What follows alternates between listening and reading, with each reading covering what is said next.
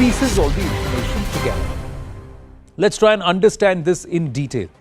Who is Jamisha Mubin? Jamisha Mubin is a highly radicalized individual. ISIS-inspired radicalism is manifest. The blast was near the Kottai Ishwaran temple in Coimbatore on the 23rd. It's a terror attack and the perpetrators are members of ISIS-inspired module. They can be termed first attempted suicide attack by ISIS in India. This is the first attempted Fidain attack by the ISIS in India. Explosive remnants indicate maximum damage was the intention. Bomb-making material, handwritten jihadi notes were found at Jamisha Mubin's residence, which showed how radicalized he was and how diabolic his plans were. The associates, they had procured bomb-making material from e-commerce platforms. That's another cause for worry. And there is more information, ladies and gentlemen, as our investigations editor Manoj Gupta has been able to get this out of the top intelligence agencies. Let's try and understand who is Jamisha Mubin. What are the background and antecedents of this individual? This suicide bomber or attacker, he was killed. He was actually planning 2019 Easter bombing style operation. So what happened in Sri Lanka, he was trying to recreate something similar here in India, in Hindustan. Also, he had recceed 5 other Coimbatore temples besides the Kottai Ishwaran temple for attacks. Inspired by the Islamic State ideologue, Sri Lanka suicide bomber Zahran Hashim. Now, Zahran Hashim has been recorded and documented as staying in Coimbatore. Was he staying in that same area which is fast emerging as the new Bhatkal? We'll have to wait and watch and we can get confirmation. Now, with ISIS and Sharia philosophies and ideology, he was questioned by the NIA in 2019 for links with Azharuddin and pro-ISIS proclivities. He has links to Riaz Abu Bakr, who was arrested in 2019 for ISIS links. You see the timeline, ladies and gentlemen, it's not recent. It's been developing, brewing since 2014, 2017, 2018, 2019 and into 2022. So they continue to have such hard radicalized intent, ISIS-inspired intent, and somewhere does it all tie up with that aspect where when ISIS dissipated in Syria, a lot of them who went there or who were inspired by that ideology which has been rejected overall by the globe, did they then come back to India and then go ahead and propagate that radical ideology? And did they have a free run? Did they penetrate, enter into various outfits? And did outfits like PFI give them enough and more cover fire and fertile ground? Or were they actively aiding such radicalization? We'll dwell on all of that. Let's go across to our guests as we try and understand this entire spread of radicalism in the south of our country. It's not that it's not there in other parts of our country, but this is very clearly proving to be a trend. And it's backed by very, very strongly rooted radicalism, high levels of brainwashing amongst highly educated individuals. That's also a concern. Abhishek Banerjee, columnist, resident of Bengaluru, with us. Major General Rajan Kochar, member of the Manohar Parrikar Institute for Defence Studies, with us. Binay Singh ji is with us, author, Bleeding India and senior research fellow at Dr. S.P. Mukherjee Research Foundation. Dr. Tara Karta, former director, National Security Council Secretariat, with us, and Major General Dhruv Katoch, director, India Foundation, with us. Namaste to the lady and the gentleman. Thank you very, very much. Dr. Tara Karta, I'm going to start with you. Does this not point to a trend? And is this not worrying for us? I think you kind of hit the nail on the head when you said it's all over the country, but in the south, it's particularly worrying because you didn't have this earlier. Now it's growing there as well.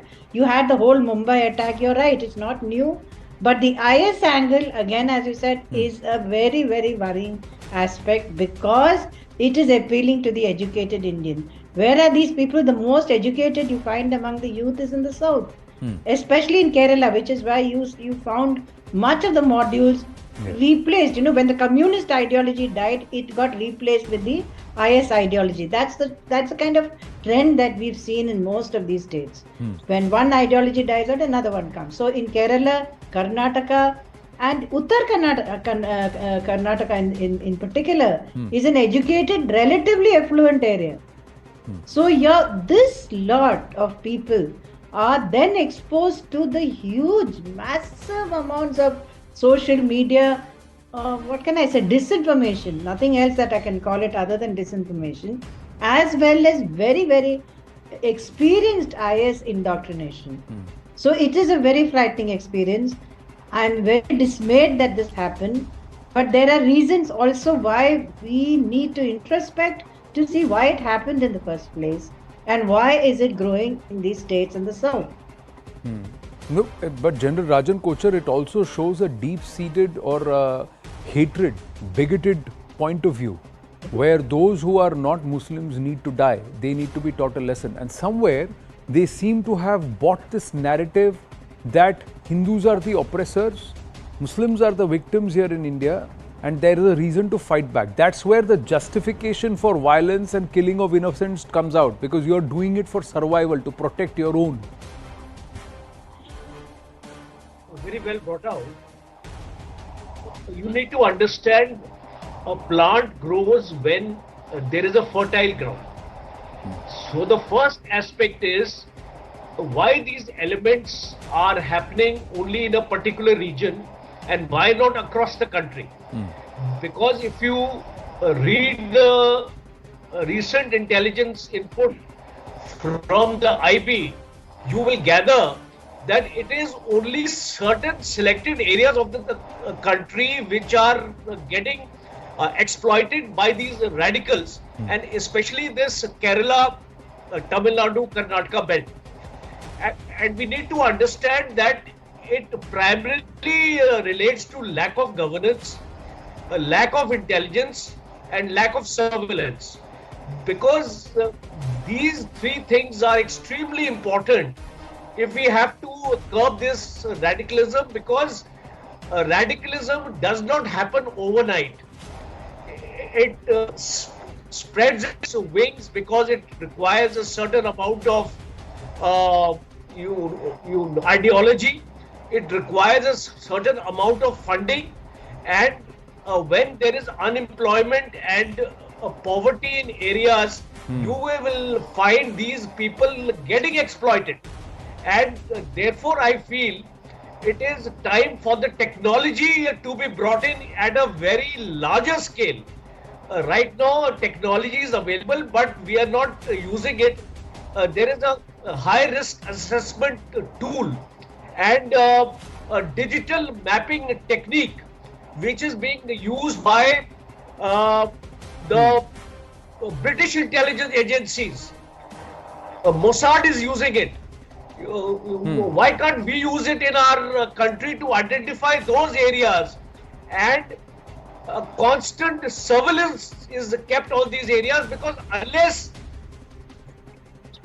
we will find incidents taking place. You take the example of Coimbatore, you take the example of Coimbatore, take the example of Bangalore.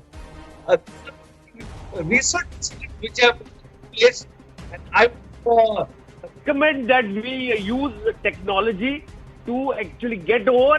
And of course, the long-term measures are there which would require greater deliberation from the government. But here is my concern. General Dhruv Katoch also come in before I bring in Binay Singhji and Abhishek Banerjee for the opening comments. How many people do you survey? And these people who are under constant surveillance and questioning, General Katoch. You may know that some activity is happening, but you can't put them behind bars on preventive detention. Our laws don't allow for preventive detention beyond a certain aspect, beyond a certain point. And the courts are lenient towards such acts. They actually are harder on the intelligence agencies and the enforcement agencies. The whole aspect of human rights, bail is the right, bail is the norm, jail is the exception. All those principles come into play. Thank you, Anand. Yes, that is true. But you see, if you look at it from the other point of view, if jail becomes the norm, then the tendency to misuse that will also be very, very high. So, I mean, that is a different ball game altogether. Here, I think the two previous speakers have given viewpoints. I would like to digress a little bit, really. You see, I think one of the reasons why radicalization is spreading is the political culture which is prevailing in certain areas. And when this political culture leads to appeasement of certain communities, that is where this culture spreads. And it is not an accident that when you see this particular phenomenon happening in Kerala and in Tamil Nadu, because there is an appeal to a particular segment of the vote bank. So I think one of the steps which obviously we have to go through the de-radicalization and to see that that process goes through. But I think it is very important now for all political parties to smell the coffee.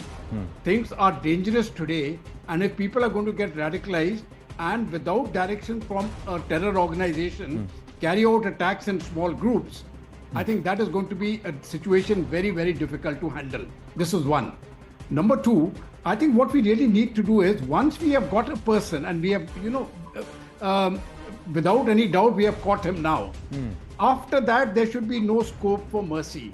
I think it should be made put very clearly into our manuals that if a person is convicted on a terror charge, there will be no bail till such time as he dies. That means he will be in jail till he dies, period. Now, unless we have that element of rigidity put in, you will find rapists and murderers, including the murderers of a former prime minister, they start getting away because the law treats them softly. No, after but 5 see, years, but 10 years, 15 but years.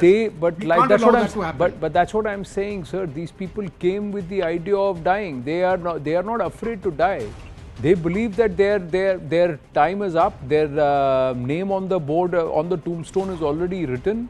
All they are saying is that they will die for a cause and they will kill and then die. That seems to be their motivation. So this aspect of you're not going to come out, you're going to be incarcerated for life doesn't seem to affect them because they're so far gone. The other interesting point is that Dr. Tarakarta said that there are certain pockets. Kocharji also said that there are certain pockets in our country. But Binay Singh ji, let's go back to history. The same area of North Kerala and Dakshina Karnataka, which is under the eyes of this lot, was the same place where the Moplas went massacring Hindus 100 years ago. Again, Uttara Kannada also saw a lot of riots exactly 100 years ago. If you look at Assam and that pocket, it has seen the same kind of communal strife for more than 100 years. These are all pockets where again communal disharmony has been there, and it's the same fertile ground that's being activated again. Even in Tamil Nadu, this pocket, where were our agencies not alert that Zahran Hashim was in Coimbatore? This region called Ukkadam has been under the radar of the intelligence agencies because everybody seems to be going there and converging there in Coimbatore. It's fast emerging as a new Bhatkal. Sabko sab pata hai, phir bhi ye ho raha hai. We are lucky that all three attempts failed and it actually got the predator and not the prey. Imagine the damage it would have happened had it happened right at the time of the main Aarti and Puja on that festival day which it was planned in Coimbatore. Anand, it's okay that we were lucky this time, but we won't be lucky again and again. So, very recently, we have witnessed a phenomena, a modus operandi named PFI. It was a terrorist outfit working on a 5th generation modus operandi. So, our question is often asked that, is this the end of PFI, end of SIMI or end of PFI? No, it is not. PFI was a modus operandi. It was not an organization. It come again with a new format, with a next generation modus operandi, with the upgraded format. And the one thing which was very, you can notice with the PFI-like organizations that they were using the soft provisions of our Indian constitution against the Indian democracy for their interest. So they are using the same law which is supposed to safeguard us. They are using the same law to safeguard themselves, to shield their terrorist intention. One more thing, you name any terrorist activity in the last 2 decades, anywhere in this country, you will find a South India connect. You will find a Kerala or Tamil Nadu connect. In 2008, there were 4 terrorists from Kerala, from Malappuram. They were fighting for, in Kashmir. Yes. Kerala, Malayali guys, they went to Kashmir. And the most, surprising fact was that one guy, he just converted a year back. He was a Christian and he converted a year back and he became a terrorist. And he went to Kashmir to fight for the, cause of jihad. One more thing. it is not just a phenomena, Islamic terrorism or extremism or highly educated guys, they are being radicalized. It's not a phenomena or a challenge which only India is witnessing. Let me give you an example of Pakistan. A very wonderful example. Pakistan, which is producer of terrorism, and at the same time it is a victim of terrorism. In 2019, there was a study, drivers of violent extremism in higher educational institutions in Pakistan. It was published from Routledge Education. And the same kind of a study, emerging trends of campus radicalization in Pakistan, that was published by Cambridge University Press. And we must know what the finding was. That the best institutions in Pakistan, like Qaid-e-Azam Technical University, they were producing the best quality of terrorists. So level of education has nothing to do with the level of radicalization. In India, we know we have a habit of not seeing what is purely visible. Ji. So we must try to go to the genesis. What is the root cause of this thing? So you look at Malappuram, or you look at what happened in Mangalore or what happened in Coimbatore. But the most disturbing fact is that they were planning. You just said that they were planning a Easter kind of bombing. Let's discuss the Easter bombing. The Easter bombing, Tawheed Jamaat was involved into that, and the Tamil Nadu chapter of Tawheed Jamaat. Yes. They went to visit the Indian Prime Minister and several senior political leaders in Delhi. PFI, from the last 10 years, they are accused of several things, chopping off a professor's hand. They were accused of so many, extremely violent activities, terrorist activities, and some political parties, they were flirting with them in Kerala, in UP, somewhere else. And when you ban them, so the same political parties, they ask a question: what were the Indian agencies doing? So one thing, very important thing, Anand, that it is a moral duty of the Indian political parties that when it comes to national security, you must be extra alert. Don't wait for the agencies to ban them, or don't wait for the agencies to knock your door and tell you that don't get into friendship with this guy, he's a terrorist. We know about PFI, what it was doing for the last 2 decades. We know about Tawheed Jamaat. We know about Tablighi Jamaat. We know about the potential of South India, how they are trying to convert this country into a war zone. We know the intentions of the cross-border forces, the cross-border organizations. They are trying to bleed India, destabilize India. So it's a moral duty, obligation of all the political parties in India to be on high alert. And don't try to put the onus on the government, on the agency. It is our duty also to be extra alert, to be extra cautious, because these organizations have a habit of getting camouflage. These are not normal terrorist outfits. They are coming with a new kind of shield, a new generation modus operandi. And very recently, just a few months back, we have witnessed this PFI thing, how they work. No, my point is, sir, everybody knew that the origins are way back into the Indian Mujahideen, and from there, Student Islamic Movement of India. Before that, also these organizations, and but they were allowed to proliferate. Even now, you can ban them, but you cannot round up the entire thousands of people that they've been able to mobilize, and they're all dissipated. The fact is, when you say that people from Kerala went ahead to fight in Kashmir, I am reminded of people from Kerala present on the streets of Delhi when they decided to do 5th generation of social unrest, not with tiffin bombs and not with attacks, but with creating ruckus on the streets and mayhem and rioting. And these people, you turned up that they were dressing up like Sikhs, they were dressing up like people from the north, but they were actually people who had come from the south of the country taking trains here. And this is again remnant in history, because people travelled all the way from Bengal, they travelled from Hyderabad, they travelled from followers of Al-Wahab and Waliullah Shah to fight the Battle of Balakot. So that's also there in history. So have we not learnt our lessons, Abhishek Banerjee? Yeah, so Anand, I will just say that about 2 years ago, there was this, I believe it was an ophthalmologist who was, working in Bangalore, and he was quite an established doctor. And then the city was shocked to find out that he had actually been fighting with the ISIS in Syria for a while. Yes. He came back and he had just slipped back into his normal life as a respected doctor, and he was just going on. So, the terrorist could be anywhere, could be next door. So now if we look at this Coimbatore blast and the Mangaluru blast, and then I would still like to know a little more about the incident that happened in Udaipur on the railway bridge. Then it is clear that, that we are facing a completely new wave of terrorism in our country. The enemy is able to create this army of shadow soldiers, which is completely decentralized. And the problem is that our security agencies, they are still caught up in this very analog era of where they are, trying to find out which terrorist organization has planned this, who has supplied the weapon, who has supplied the money. It is not like that. It is completely decentralized. If I want to give an example, it is like the difference between, a highway robber or a thief and the modern version of, we all get phishing and spam mail. They are not targeting any one particular person for a crime. They are just laying a wide net and seeing who they can catch. And that is what is happening right now, right?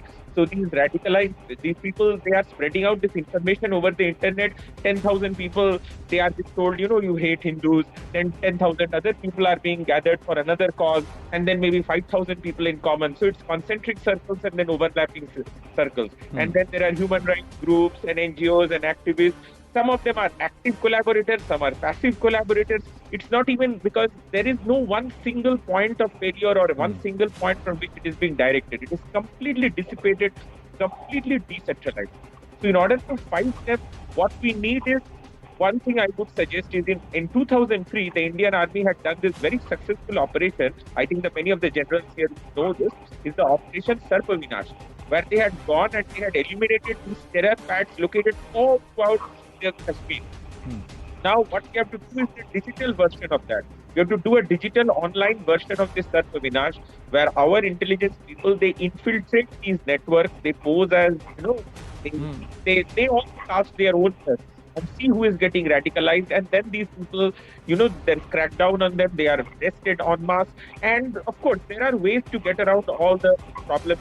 I mean, of course, we need civil liberties, but we also need security. So there are ways to get around these things. I mean, for that matter. Yeah, the point is that how long do you keep them incarcerated? What do you do with them? Because de-radicalization doesn't work. They have become only far more radicalized or remained at the same level over 5-6 years. They've not had a change of heart. There is no remorse. That's what is evident. Take the case, we're talking about Jamisha Mubin in Coimbatore. Take the case of Sharik. Now, Sharik is clearly, once again, history repeats itself because 26/11, they wore kalawas, they dressed up as Hindu students, they wanted to pass it off as an RSS plot and sazish. There were netas who were ready to write books and release books and immediately claim the same. Now look at what he was trying to do, Sharik was trying to do. He puts the DP of Adi Yogi, uses false Hindu names and identities. Although intelligence agencies are saying that he is the first clear lone wolf. He was trying to do all of these attacks on his own. He prepared arranged for all the bomb material himself. Analysis of phones show that, and also whether he is ISIS inspired and was he in connect with some handler is also underway. The police is also probing Sharik's use of bitcoins because he used cryptocurrency for transactions. Why would he use crypto to transact if it was not going out of the country, locally within the country? He may have used bitcoins to buy explosives. So who are these people? Now that's another network. Now he will be questioned upon recovery on whatever are the recoveries that the police have made. Now look at all these trends. Somewhere there are lessons from history we have not learned, but the enemy or those who are wanting to damage the state, bleed this country, General Kochar, they seem to have figured out. They seem to have figured out the 5th generation version of terrorism. They are using weapons. Let me correct of the other. By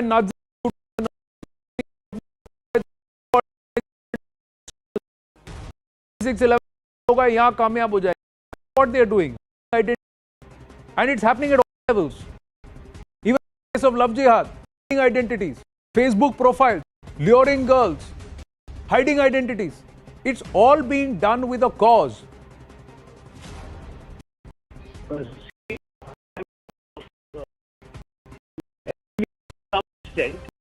There are a few points which emerged in the direction in which I would like to comment. Ji.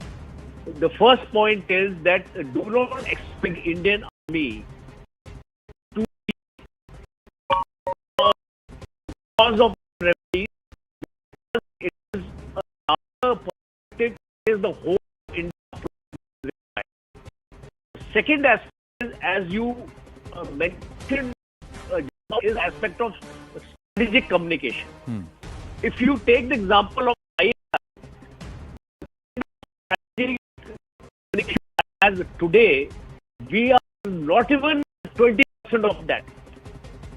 This is one area where a country has to look up, a country has to invest and mobilize our soft power in order to develop a potent machinery for strategic communication to counter the agenda of radicalization, because it is high time we get our act together, because you see we will keep on coming in these forums every day, every month, and we will discuss these things, but is these aspects getting implemented in the country?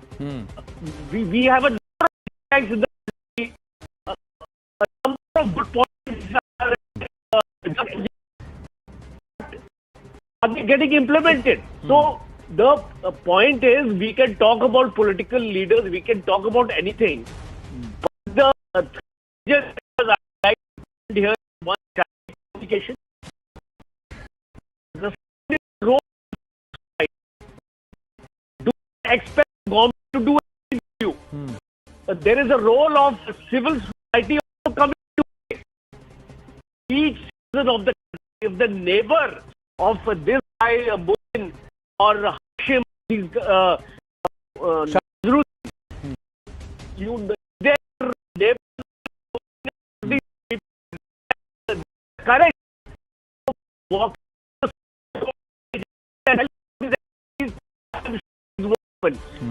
and the third, as one of the speakers that you mentioned, there is need to go for a very strong legislation, because we were see after a person getting convicted, case drags on for 10 years. Correct. He's going to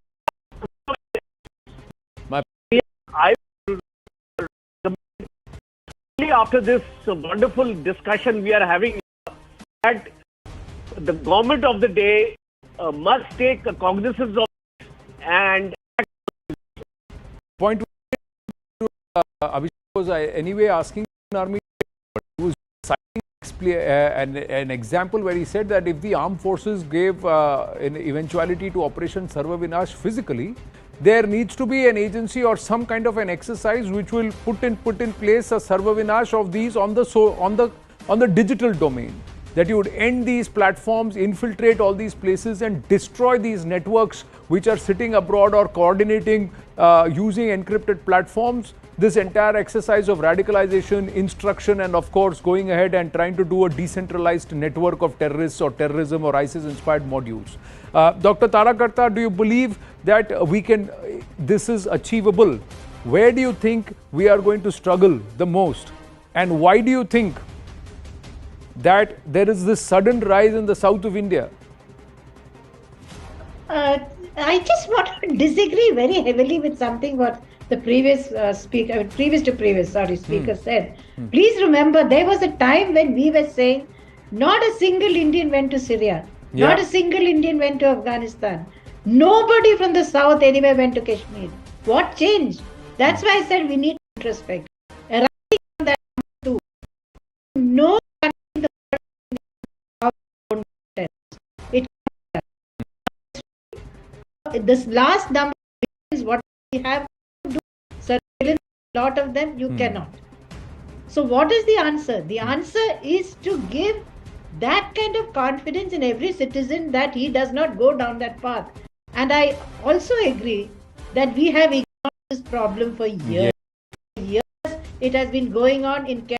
I know because I brought it out. And in parts of Canada. Oh my God, the kind of things that were going on. We tried to tell people and nobody would listen.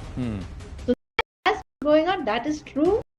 In the end, you have to give the political parties to give confidence. That's the entire country. Party are also guilty of to be denial or when they said there are no ISIS radicals. Be it Chief Minister, be it Central Minister, they have and their being denial has hurt the country. They would have addressed the problem only said yes, there is an issue of radical to it. We need to measure. We need in the is in our country be constructed before the orders for demolition come into play. These should not be constructed in this place. I'm just drawing a simile there. General Katoj, then Binay Singh, final word. General Katoj. Right. I've got a few comments which I want to make. Ji. General Kocher spoke of strategic communication.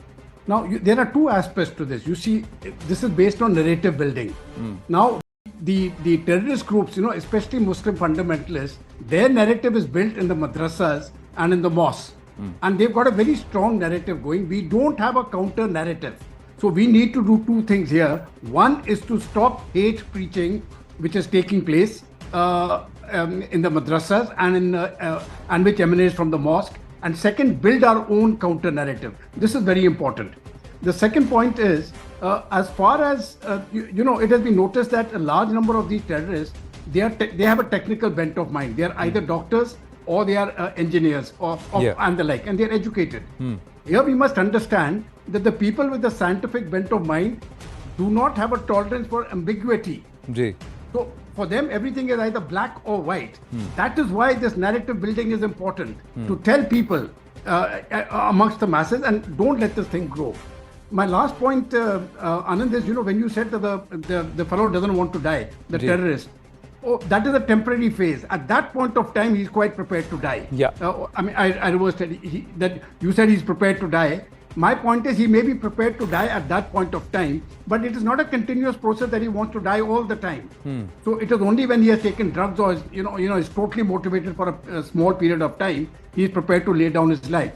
The legal system is very important, and as General Kocher very rightly said, it must be quick and efficient. You do that, the deterrence is there in place. If we don't do it, I'm afraid we've lost that deterrence. Anand. Yeah, I know we are not a state like that. We are not a hard state. We are a humane state. But sometimes one wonders whether these terrorists, when they're caught with those explosives and bombs, and as those bombs are diffused, should they also be dealt with just like the same way? But that's not who we are as a country. So that's why that hard end of the law, that inhumane way of putting an end to a life, is something that is not subscribed to or that's not followed. But an example has to be made. There has to be a serious deterrent that has to be put in place, Binay Singh. Something has to come. But perhaps more importantly, we have to emerge out of this denial. I remember the Raksha Mantri of this country coming out and saying there are no ISIS threat. The Chief Minister of a state of Kerala coming out and saying, oh, hardly anybody went. But the numbers were camouflaged. The threat, the challenge was perhaps overlooked, or they wanted to deny it because they didn't want to make it a national headline. But they didn't do anything on ground about it to counter it. How did an Imran Hashim enter Coimbatore, a Sri Lankan? What was he doing on Indian soil, sitting and staying in this place? And of course, he was not just staying, he was also sermonizing, because these people are all highly influenced like him. So you can ban a Zakir Naik and send him out of the country, but you never were wise to Imran Hashim when he was here, Binay Singh. Final word. Anand, hate preaching in a particular community, radicalizing them and using them as a fault line against India. This idea is just not after independence. It has a pre-independence history. Let me give a very little brief.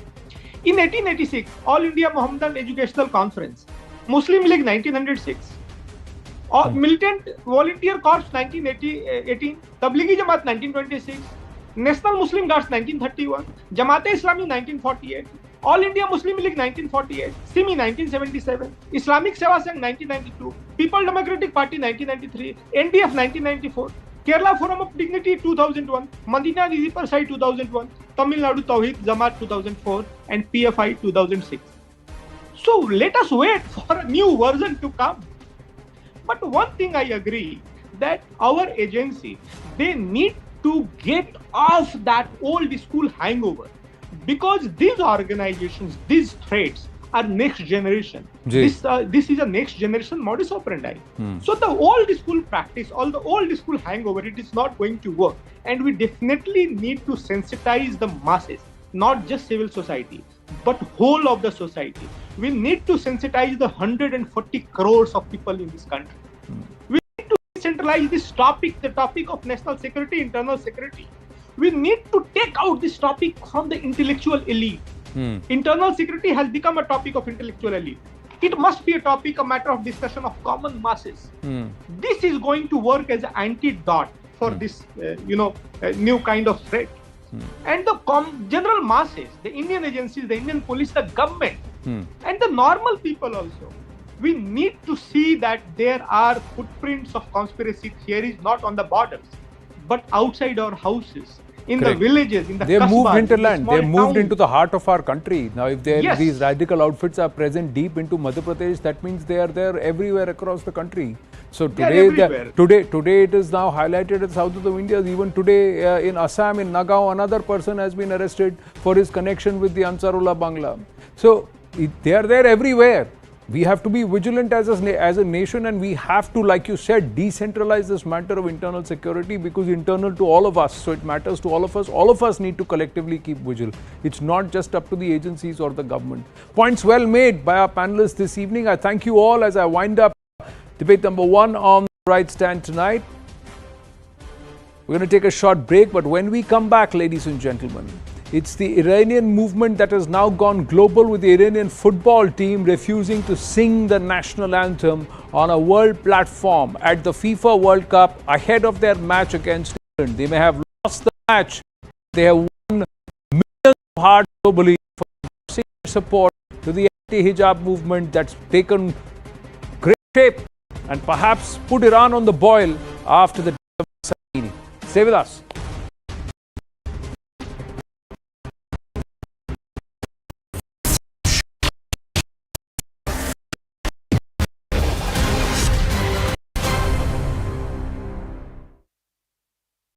The whole started boiling up at that point of time. Let's face it, also, Karnataka has been the worst in terms of, the burqa ban and so on and so forth. So if you choose to do such things, you can expect that an Islamic State entity will definitely come and use that. Will use the satisfaction. It's absolutely, as you said, if you can keep the political aspects out of it, these are innocent people who are getting killed. These are troublemakers who are some of them who are there.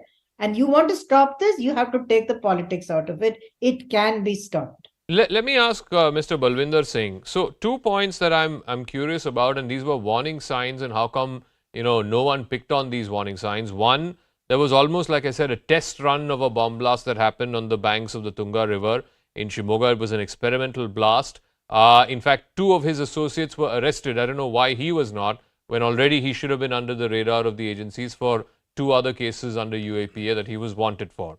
The second one, the fact that he was able to stay under a fake identity, or at least use the identity of someone else and someone else's Aadhaar identity to stay on rent in Mysore for a good 2 months, does raise some very serious questions. Is it so easy to fake identities in this country, to fake Aadhaar cards in this country, that a terrorist can live as though he's a railway government employee? That's the ID of the person that he impersonated, or that he faked.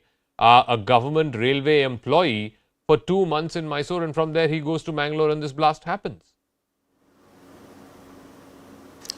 Yeah, stealing the identity of persons is actually very easy. It's extremely easy to steal the identity, fabricate an Aadhaar card, change the photograph.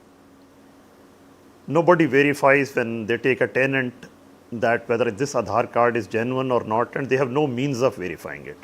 And when it comes to your question whether operationally the police is equipped to keep surveillance over all people who have been identified to be linked with terrorist activity, I think we really need to upgrade our operational capacities in every state. And that's a problem we face everywhere. If there are hundreds of supporters, people who provide logistic help, it's not as if each person who is involved in a terrorist offense can be kept under radar all the time. It is operationally not possible. So ultimately, police agencies with their limited resources tend to prioritize it.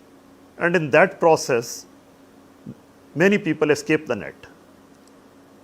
So it's a question of operational capacities, the manpower, the technical capacities, the technical capacity to keep surveillance. All those, I think we really need to understand that South India faces this problem in a big way, and there is need for upgradation in every sense, human resources as well as technical upgradation. So where and is the problem? Because we are led to believe that one part of the problem is also political. Certain political parties don't want to be seen as going overboard with these measures because it upsets a certain vote bank. How much of this problem is political and how much of it is actually from a technological/technical point of view, lack of resources or whatever you were referring to? Because the spin that's being given is that soft on terror is the reason why we're seeing this in South India. I fully agree with you that terror has to be above politics. You cannot have a political party supporting terrorism, and that I think is absolute no-no. There is need for creating an environment in which we have no tolerance to terrorist or even sympathy towards terrorism in this country. Look at the profile of this gentleman, this person. I will not call him a gentleman. He's a BCom graduate. And if you look at previous cases also, profile of persons involved. Now, what is it that is creating an environment of indoctrination among educated youth? I think that question has to be addressed at the policy level. And how do we address this issue? It has to be addressed both at political level as well as at the intelligence and law enforcement levels. So that issue has to be tackled. But operational preparedness, operational capacities have to be upgraded.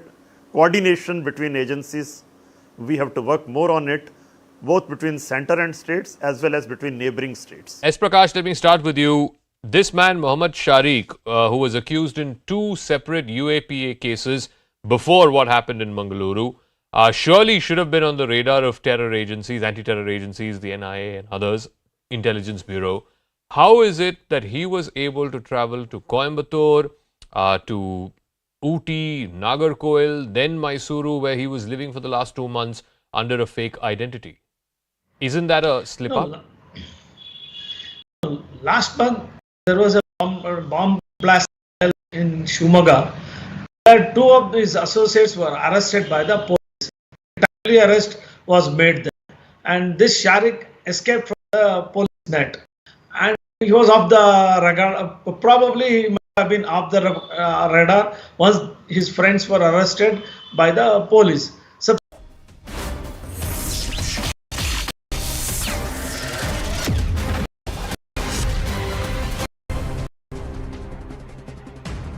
Welcome, ladies and gentlemen. Protests in Iran have turned into a major movement. There might protest against enforcement on the anti-protest. The Indian football team collectively deciding not to sing the national anthem ahead of their game against England. Now, does this mean that the entire movement has now become a mass movement, contrary to what the Iranian state claims, and the hard crackdown by the Iranian state, as per news reports, is something that's not gone down well with all of the Iranian people. Joining us this evening, Safai,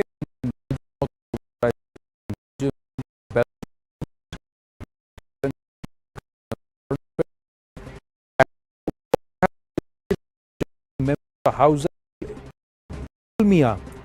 Iran. Namaste, lady and the gentlemen. Thank you very much. How would you, let me start with you, Daryaji.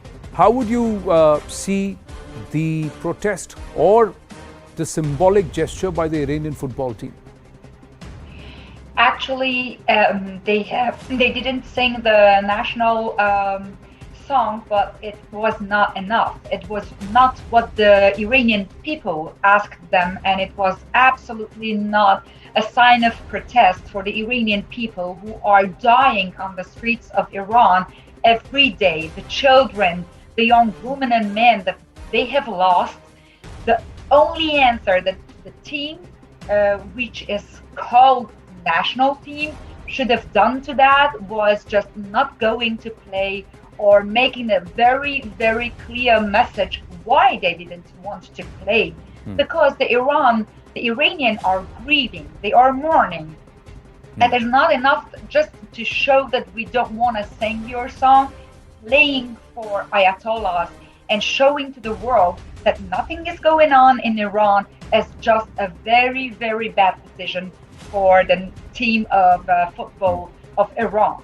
And although the people has warned them that they are they want more signs of protest from their team, they didn't make it. And the are so fed up of those people or those betrayers who call themselves the national team. This is not at all the reflection of the Iranian people. So you believe that what they have done is not enough?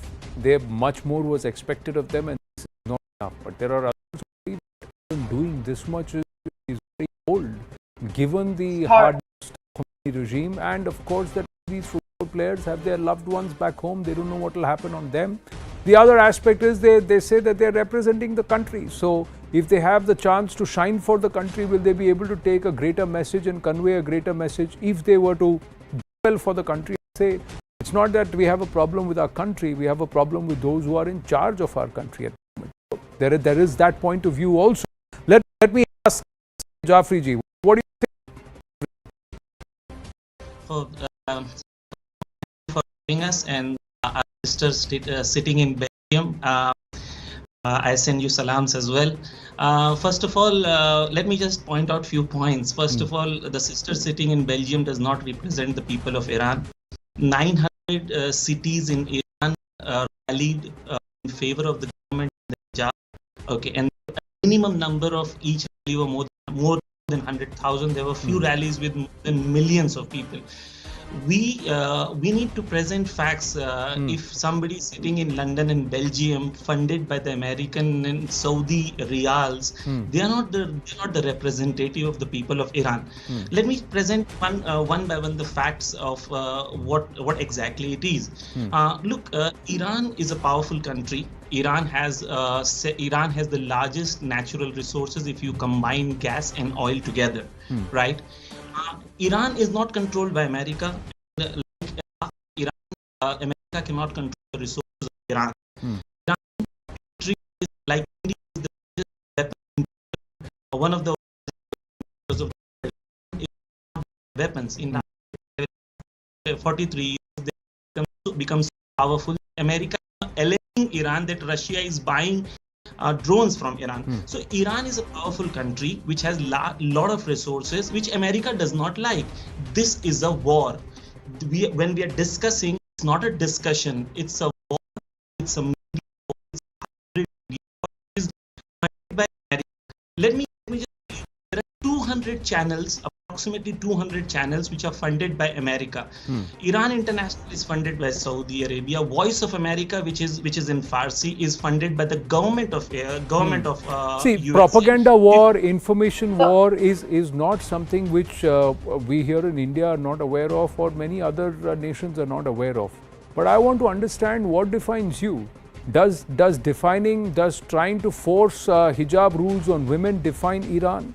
Does cracking down and the death of hundreds of people, does that define Iran? Yeah. Of course. And is it not a message that the football team refuses to sing the national? You may say they have the freedom to not sing it. That's Iran. But they have chosen not to sing it is also a message. That means all is not well in Iran, Jafri Saab. That's there. Daryaji, response, and then I'll come back to you if you would just allow. Yes, thank you very much. I don't understand. What do you mean? The people who are killed on the streets in Iran, more than 350 people.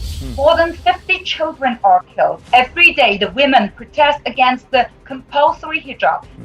They burn their hijab. They burn it and they cut their hair. You want to say this is the propaganda of America? Is this the propaganda of Israel or the enemies of Islam? What do you mean exactly by that? Doesn't it exist inside Iran? This movement is a revolution led by the Iranian women and men who are so courageous to fight with their own life. And you are going to say me that this is the propaganda of America through Iran International channel? Your point, Darya ji, is that it's not propaganda. It's a demand that is arising within the population of Iran and within the people of Iran. Now, Syed Jafri ji, respond. Now, shouldn't people in Iran or Iranians have the right to choose whether they want to wear a hijab or not?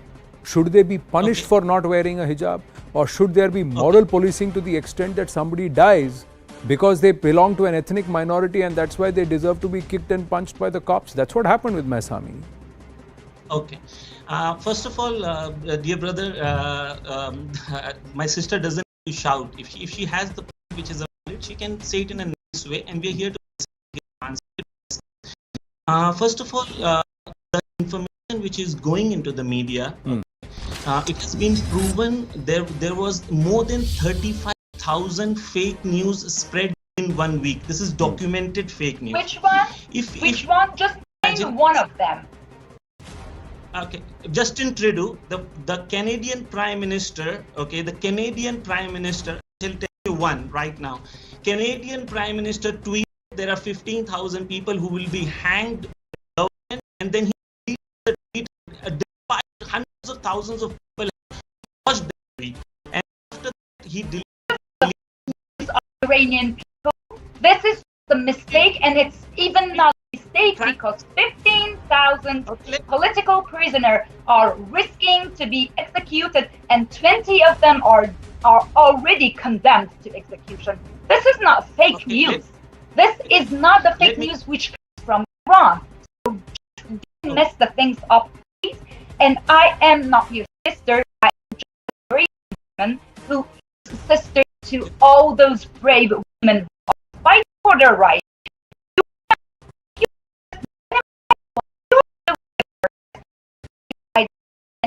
Discussion. Okay. You may disagree with Syed Jafri, but his 2 minutes point. But about fake news. Let us hear. Please counter him. But please tell me. Yes. So let me explain you. There are many questions that you have asked. 1, 2 minutes not enough, but I'll speak. But I'll try and speak based on fact, nationality. Yeah.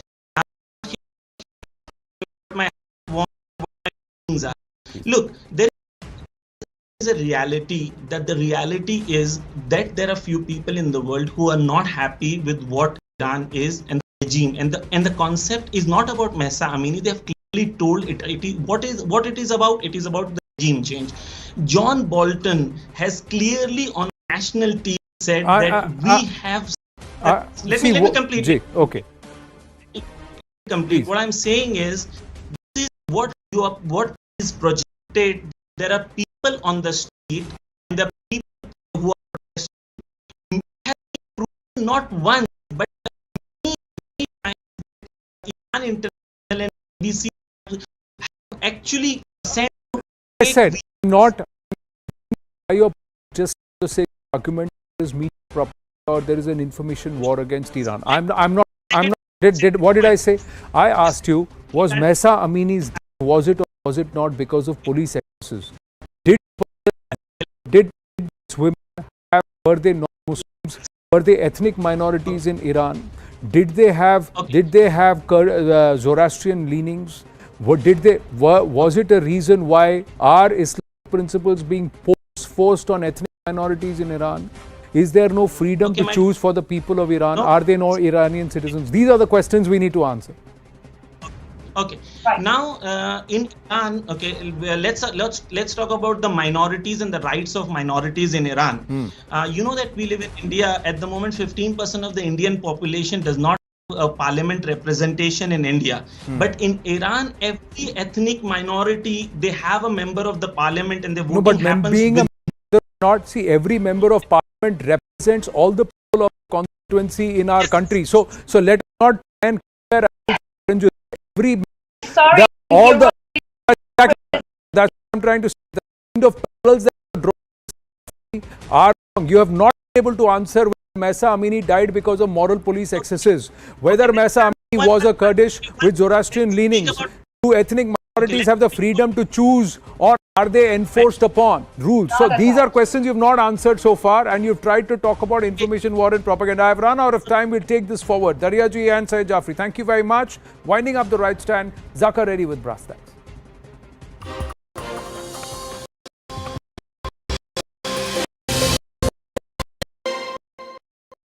Brass tacks on the case. There is now the first scene the way on the rucksack.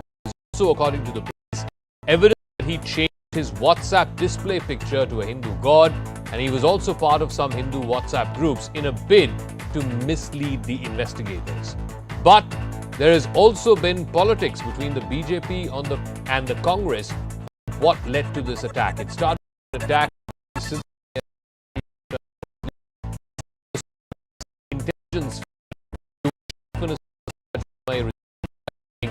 Not like there were attacks when the president was in power.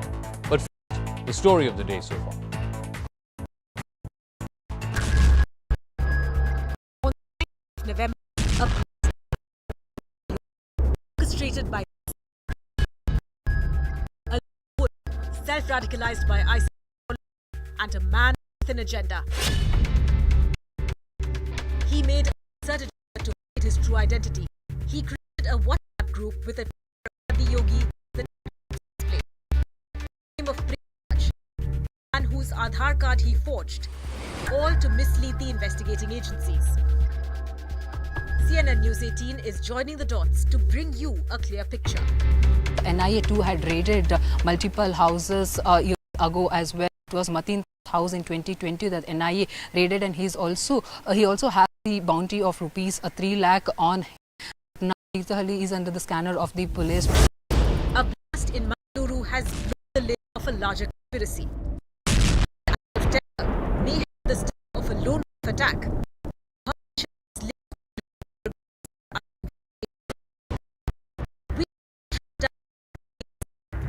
This is where it there is who is house right now, but it's the father and the mother of the who is staying at the house, and right now they too are very sad and upset. The investigation is gathering steam, and so is the politicking. Former Karnataka Chief Minister Siddaramaiah lambasted the state government for intelligence failure. Given that Muhammad Sharik was arrested in 2020 under the UAPA, but somehow managed to slip under the radar of the agencies. But Chief Minister Basavaraj declared that this is not the time for politics. He even reminded the Congress of actions to Siddaramaiah as Chief Minister.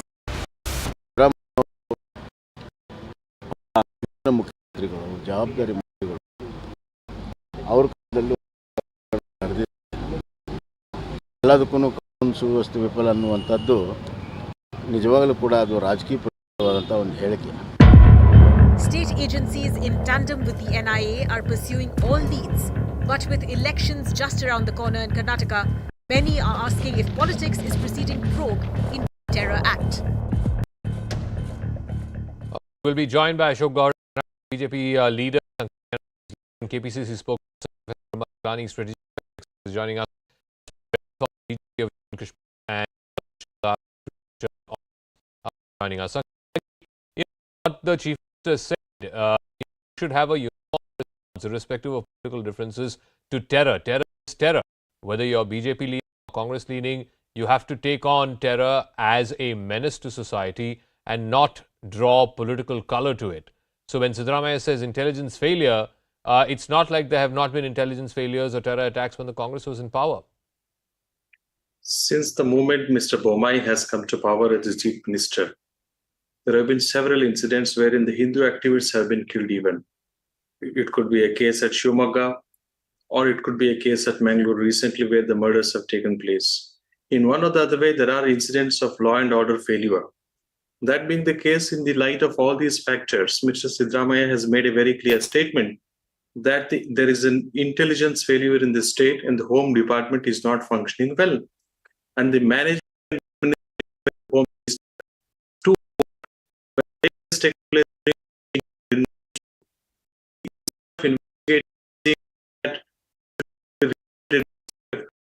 made a statement as if this is something unheard of, and so irresponsible statement.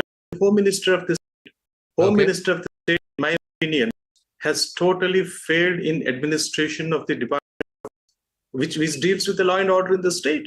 Okay, so Ashok Gowda is also joining us. The Congress's charge, you heard from Sanket Yanagi, Siddaramaiah also saying the same thing, that at the end of the day, the Home Minister has to, the buck has to stop with the Home Minister. In this case, it was sheer luck that this pressure cooker exploded while he was in an auto.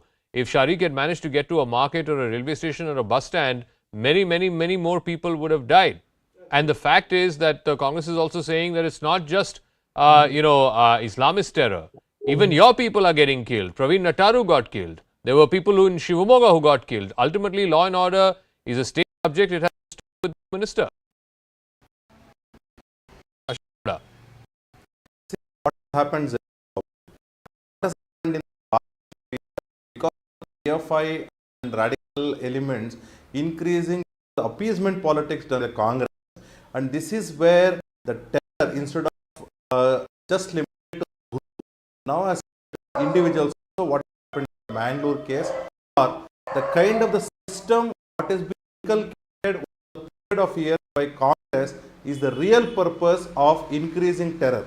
See, Congress has practiced appeasement politics since 1947, and over the period, certain elements who are radicals who think that when the Congress comes to power, we will be safe. So when the BJP is in power, they will do certain activities which can disturb the social system in India. And at the same time, when the Congress comes to power, what happened during the Siddaramaiah's tenure as a CM in 2016 and 17, where 330 and odd cases were withdrawn on PFI, and almost 1,600 and odd people who belong to PFI and STPI were let off. So no, but Mr. Gowda, you promised when you did the hang on, when you did the PFI ban a few months ago, we were promised that this would put a huge dent on terrorist incidents in the state. That is the case. Again, I'm saying it's sheer luck that Mohammad Sharik got killed inside an auto. Very well, he reached the market. More people would have died in Bangalore. Agreed that PFI has been banned, and list of PFI people who were with PFI and registered members have been put under radar. But there are PFI sympathizers, and who are these sympathizers? The people who are in the fringe elements. The people who are in the under the watchdog, they are encouraging these fringe elements to do these activities. And they also know that when the Congress comes to power, we will all be safe. So just don't worry. We are behind, and the Congress, we need to bring them to the power. That is why do all these things and blame the police and blame the Home Minister, blame the sitting government, and we can get Congress can get into the power. That is the ideology. No, one second. I want to step aside from the politics for this for a second and talk about these lone wolf attacks. This is not the first time we've had a lone wolf attack. We had the Coimbatore blast that happened a few weeks before this. There have been a series of individuals, maybe one or at best two, operating in great discretion, who are inspired by these ISIS lone wolf attacks. It is physically not possible for the investigating agencies or intelligence agencies to track each individual cells, as it were. How then can this problem be addressed? Let's look at the Mangalore blast. There is good news and there is bad news. The good news is that the incidence of terrorism in India has been on the decline. In fact, incidence of terrorism has sharply declined in recent years, even the situation in Jammu and Kashmir is stable and under control. The bad news, and the bad news is really ominous in terms of India's long-term internal security. The bad news is that the jihadist forces are gaining strength, and they're gaining strength in far-flung states: Tamil Nadu, Kerala, coastal Karnataka, West Bengal, and Assam. These 5 regions have become hotbeds of ideological indoctrination. When the Sri Lankan Easter Sunday bombings happened, the investigations there revealed cross-strait links with Indian Islamists in Tamil Nadu and Kerala. The Indian intelligence forewarned Sri Lanka of the Easter Sunday bombings. Sri Lanka ignored the Indian warning and paid a heavy price. But India has been slow to act, to devise a concrete strategy to stem the spread of jihadist indoctrination, which is leading to lone wolf attacks. And the only way you can actually stem the indoctrination of vulnerable youths is by controlling the infusion of petrodollars, by regulating the madrasas, as Singapore has done. In Singapore, it's compulsory for madrasas not only to teach Islamic studies, but to have a secular curriculum. They have to teach maths, science, geography, etc. Okay. It's not controversial in Singapore. We should think of concrete ways to rein in these jihadist forces. Indian Muslim culture traditionally has been liberal. The Arabization of Indian Islam through fanatical Wahhabism is misleading youths.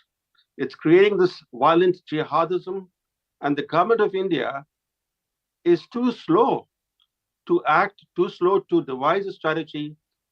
Think of Zakir Naik. Yeah. Only after Bangladesh demanded action against him in response to the Dhaka cafe attack did India begin considering some kind of action against Zakir Naik. By the time India got to consider action against him, he had already fled India. Correct. Now today, as you know, he's a guest of the Qatari government enjoying the FIFA World Cup. Yet his jihadist sermons have motivated, encouraged, emboldened jihadists in Sri Lanka, in Tamil Nadu, Kerala, in coastal Karnataka, and elsewhere. Okay. So we need to really think long term. We tend to politicize everything. Let me ask SP Ved Saab. We see how we can derive political dividends from something. One additional we have to think long term because this trend is Sure. ominous. Let me ask Ved Saab. One additional complication in the Sharik case, in the Mangalore case, has been we know that he was living under a fake identity. He had used somebody else's identity card. He had used somebody else's Aadhaar card. So that was a complication for the cops. And secondly, we also now know, and the police are saying, that he had changed his display picture to that of a Hindu god. He had also joined some Hindu WhatsApp groups. Do you believe there is reason enough to think that this was deliberately done to mislead the investigators? And again, I come back to that question. It's not possible, as a policeman, you will vouch for this, that it's not possible to be putting under surveillance each and every individual. But surely questions can be asked as to why someone who was twice accused under UAPA was not under the radar of agencies and of the state police. Zaka, as far as his using Lord Shiva's picture and then Hindu name, I think it is deliberate attempt. It's not by accident. It is deliberate attempt to hide his identity and mislead the investigating agencies or the police agencies. And also, it could be an attempt to generate a narrative of Hindu terror. Tomorrow, incident happens. If he was successful in causing huge casualties, as he intended to do, it would initially have gone as if the narrative would have been blame on the Hindu terrorists doing this. So this could be an attempt to camouflage the attack. That is one aspect I see into it. Okay. The other part of your question, lone wolf attacks have been, you have seen them in Europe, in West, in America, Germany, UK. In spite of all the advancements in the technology and the police forces of countries, it's very, very difficult to stop. The international terror outfits and enemies of India, whether in our neighborhood or global terror outfits, are posing a huge threat to country like India. Yeah. With such a vast Muslim community, which has by and large been very, very peaceful over the years, and the kind of attempts they have been making over the years were not very successful. But if you see, India has been very successful in controlling terrorism in northern part of India. Maharashtra and upwards has been largely peaceful for last many years. Even in Jammu and Kashmir, things are improving. But now the target is southern states like Kerala, Tamil Nadu, Karnataka, and I think the groundwork has been done by organizations like PFI, earlier SIMI, and also the competitive political appeasement of minorities, and that is actually laying the ground. You saw the mushrooming of madrasas, whether it is Kerala, whether it is Assam. You are seeing the pattern in Assam. You see the pattern in Bengal. All this actually, there is absolutely no control. I have been talking of this, the kind of radicalization being done, the kind of education being imparted in madrasas. And today, the bigger threat is coming from the social media and the internet and the dark web. The kind of threat it poses to the internal security of India. I think we need to have an action plan at the national level. Let me ask Ratan Sharda, Mr. Ved talked about the atmosphere of political appeasement or trying to, look the other way or soft on who using radicalism, Islamic extremism, brainwash young kids. Now, two concerns. One is this whole atmosphere of going easy, and secondly, one distinct thing you're noticing about these terror connections from South India is these young people are extremely educated, extremely smart. Even a Sharik, even a criminal element like Sharik, you have to have some level of intelligence and cunning to be able to dupe two people of their Aadhaar cards, impersonate using their Aadhaar cards, to be able to build a pressure cooker bomb inside your house. I mean, you can't say that worrying part is that intelligent people are taking up radicalism. What we used to 20 or 30 years ago, where one of the things that was put forth is that people who are deprived, who are poor, living below the line, who are disenfranchised, they are the ones who are taking up terrorism. That's not the case that we are seeing from South India. Zakar, let me be frank, we were fooling ourselves saying that greedy and development and poverty is what leads to terrorism. It may lead to some kind of underworld connect, etc., but not to terrorism. These are ideological driven people, whether it's in Kashmir or in Kerala or even outside. Even Osama bin Laden was a highly educated engineer, if I'm not mistaken. He was a big businessman. You've seen the attack in Africa, in Nigeria, Boko Haram. I don't know, those are illiterate people. So education has nothing to do with ideological driven radicalization, which Islam does. And we must admit it. When we used to say that when Kerala people are found in Jammu Kashmir, in Syria, we try to deny the fact. So we have to understand this is much deeper, deep-rooted radicalization, which began somewhere in 75-80 with petrodollars, which resulted in the radicalization of Kashmir Valley also, and also of other parts of India. And the Kerala coastal belt has been a hotbed of this kind of terrorism, but we closed our eyes. 1989 attack on Advani's program in Coimbatore was led by same PFI type of people. Madani was fated, was asked to be given bail unanimously by Kerala Assembly by all the political parties, including left front and right front. When you appease these kind of people, what do you expect? They know will be saved. They will see this impersonation of Hindu identity. For me, is a very serious issue.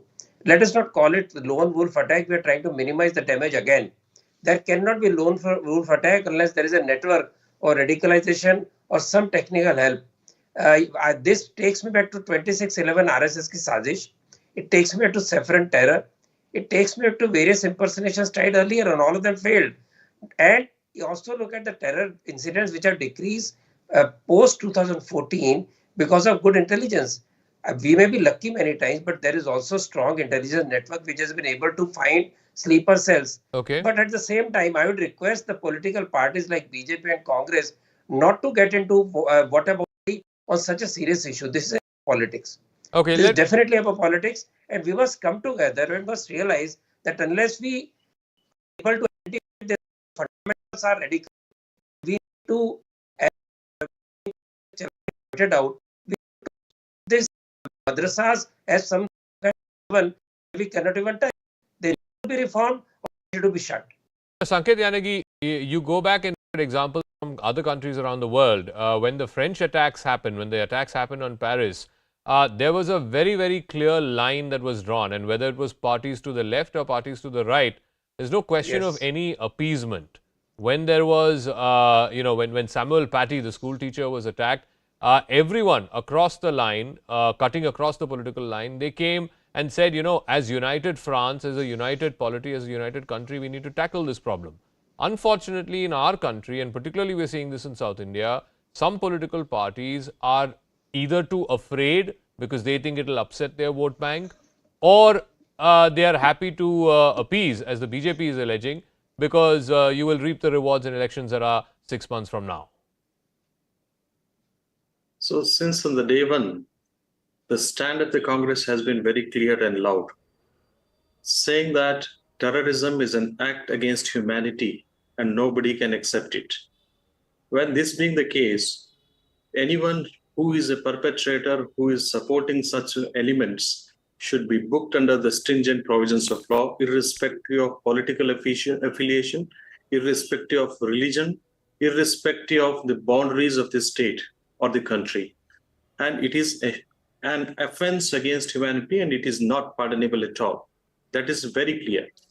And insofar as this incident is concerned, and also in other incidents, we have been suggesting the government, look, install a proper and educated and experienced person as a home minister who would have an administration control, who would have an administrative experience, so that such things could be managed very well. And it is not that we are against the government in this aspect, but we are failing to understand why the government is still not understanding this, that the importance of the home ministry and importance of the administration by the home ministry. And we are with the government insofar as investigation. We are with the investigating agencies to support from all the corners wherever it is necessary.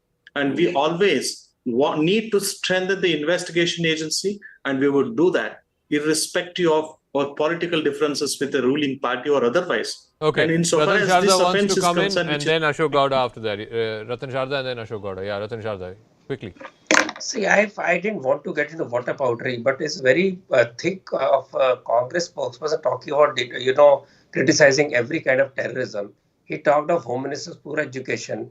I think this is very stupid kind of argument, very low level argument. P. Chidambaram was highly educated. Shivraj Patil was highly educated.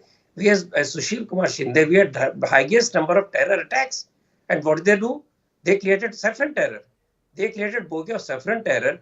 They tried to wish away. They even let Pakistan off the hook in the name of Hindu terror. So please don't talk about that. As far as this kind of attacks are concerned, remember, they come with the support for the terrorists picked up by the court. They go to court, they appeal to the court, they are highly paid support. But no, and I'll ask Ashok Gupta also this. In this case, this man, Mohammad Sharif, was arrested in 3 cases. In 2020, he was arrested. He was as recently as July, August of 2022, he was wanted under UAPA. 2 of his associates, he carried out what is called a trial blast on the banks of the Tungabhadra in his native district of Shimoga, and 2 of his associates got arrested. They also charged with the UAPA. I want to know, Ashok, please respond.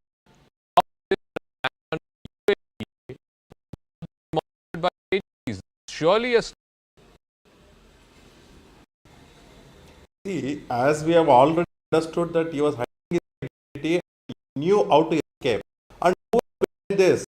Definitely, what has indicated, all the 3 people who accept the Congress person, they have clearly said the madrasas should be monitored. The same, when we wanted to go and visit the schools and say that all the madrasas, and Congress is the party, Arabic schools and the madrasas, when government, central government has clearly stated that what is the monitoring system for madrasas.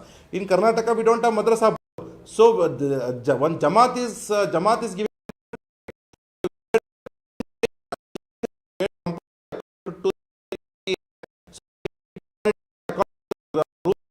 rules set by Congress government, then the Congress government, and as well as the BJP government in the center as well in the state. Okay. So you have clearly said that madrasa should be visited. Same Congress party said that no, don't visit madrasa, it is their right, it is their properties. So you don't, government does not have any control. The point is, Congress is politics, whatever said and done by the Congress spokespersons like Saket Yenigi or anybody, the leaders like Sidramaya and the certain leaders like Tanveer said or Zamir Ahmad are the people who are creating this terror elements in this country. And they are the people, we just heard what happened in Kerala. I want to ask Chelani again. Mr. Gaur, once again, let me ask Professor Chelani. This man, Mohammad Shaikh, also in touch reportedly with Mubin, who carried out the Coimbatore blast, which happened a few weeks back, and was already under the radar of the agencies because Mubin was in touch with one Sri Lanka. So that was in touch with Mubin, again, the agency. And 2, he was also in touch with Abdul Mateen Taha, who is supposed to be the leader of Al Hind ISIS, which is an organization. He these terror elements. How come he was not on the surveillance radar of our agencies? Do you reckon that this is a miss? Zaga, you raise very pertinent questions, but it's not just the failure to monitor radical individuals, it's the failure to monitor groups and the inflow of petrodollars. The inflow of petrodollars is creating a pernicious cycle in India. That money aids madrasas, the madrasas churn out doctrinated youths, and they in turn look for ways to carry out attacks. But even looking at the larger picture, the groups, when the Sri Lankan Easter Sunday bombings happened, the Sri Lankan authorities discovered that the main group behind the Easter Sunday bombings was an ideological offspring of a Tamil Nadu-based Islamist organization, which had been generously receiving Saudi money. We failed to monitor that large group. Similarly, we have failed to monitor the growing radical outfits in Kerala, Tamil Nadu, and coastal located. And we are paying the price for those.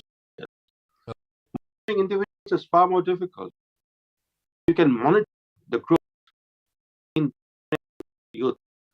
You have a better chance of control of seeing violent jihadism. Okay. Because targeting individuals is always risky. Harder. Because you're going to get into issues of civil rights and personal freedoms, etc. And individuals can go to courts and seek protection. Yeah. But let me get for petrol dollars.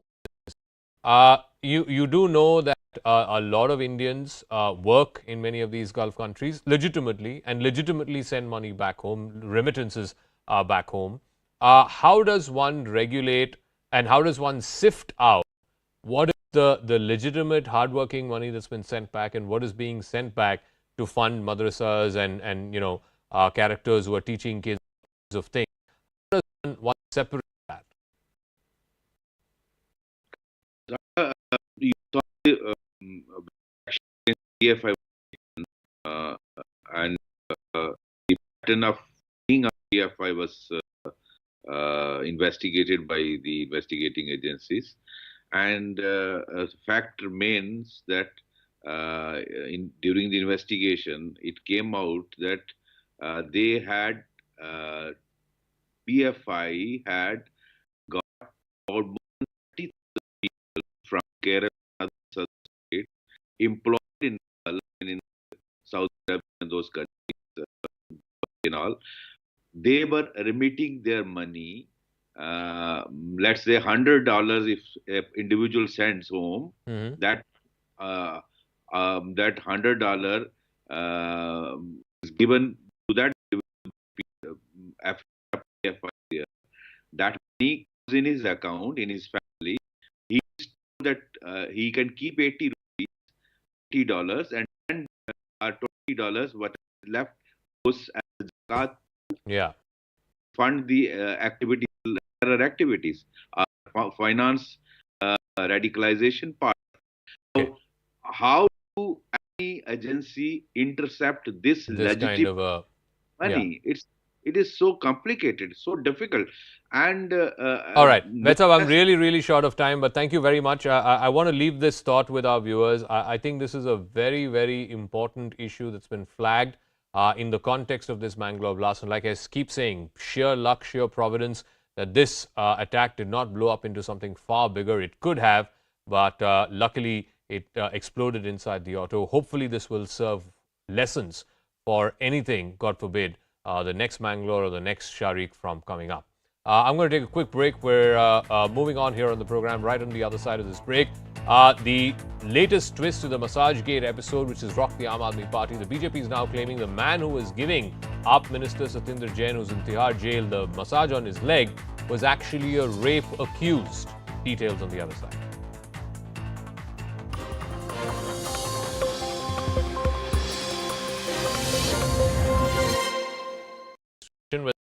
Or in the states go after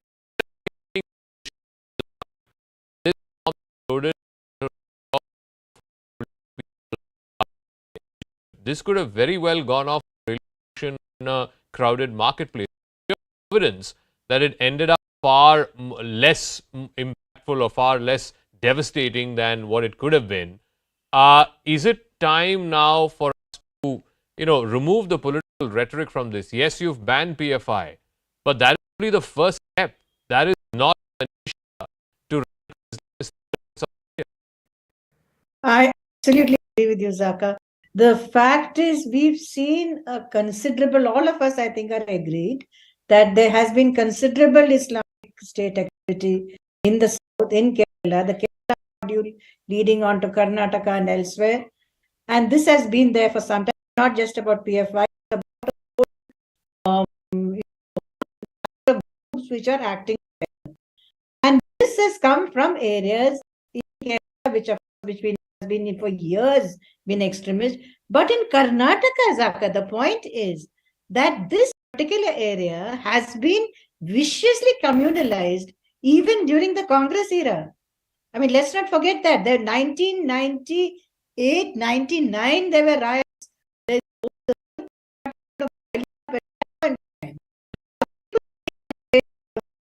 Karnataka in the West, in terms of, burqa ban and so on and so forth.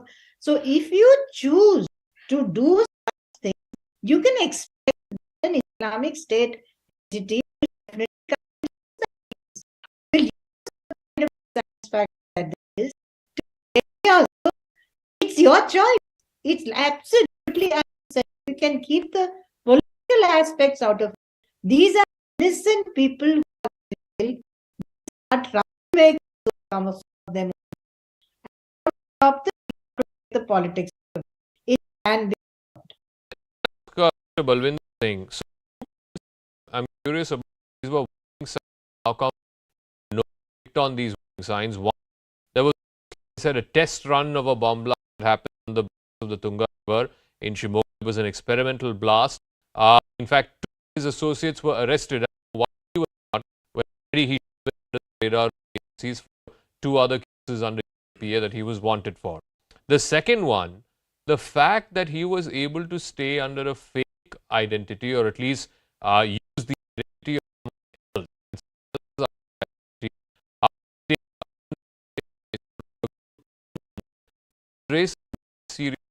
Is it so easy to fake identities in this country, to fake Aadhaar cards in this country, that a terrorist can live as though he's a railway government employee? That's the idea that he government.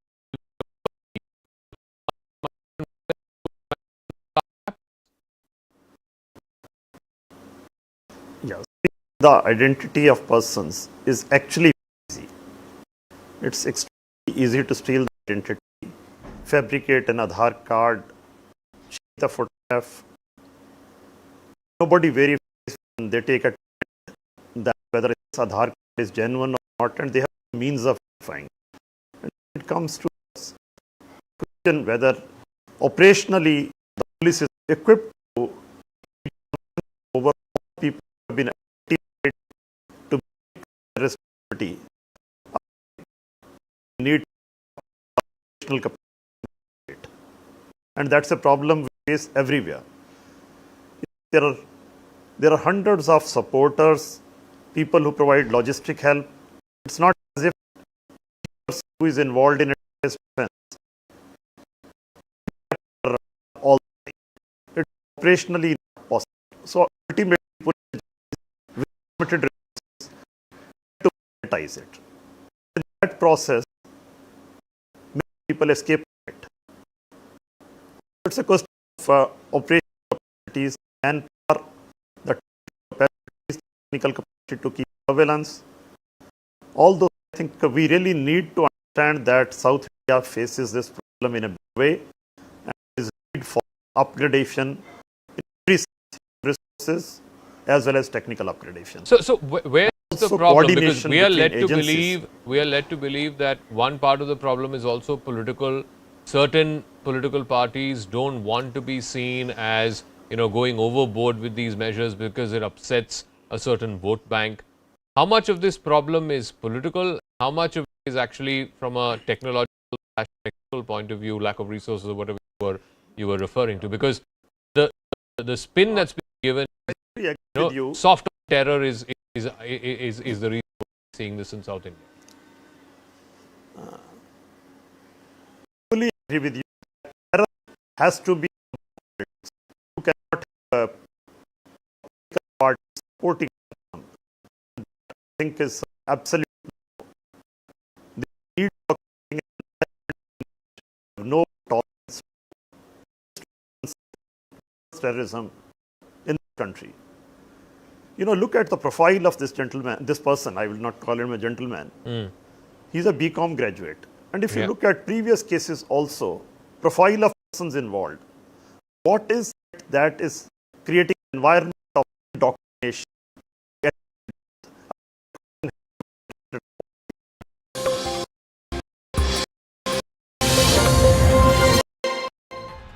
Good evening. The Massagegate scandal involving Aam Aadmi Party Minister Satyendra Jain has now got a new twist. The BJP released details claiming that the man who was giving Jain a massage was not a physiotherapist as was claimed, but he was actually a rape accused, identified as fellow jail inmate Rinku. Now, the Aam Aadmi Party has dismissed the allegation. Separately in court today, the Enforcement Directorate said that they were not the ones behind the release of the leaked video. They have instead said there were a number of which originally jail, but did not buy that argument fought by the Enforcement Directorate. The larger political question is this, and a straightforward one tonight. Will the repeal of Jain's VIP inside the jail where he's seen taking a foot massage, and that too now it appears from a rape accused, will that hurt the Aam Aadmi Party's chances in the upcoming MCD polls?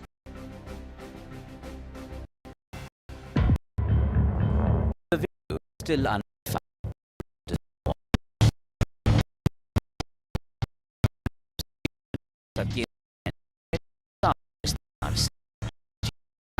Privileges and VIP treatment.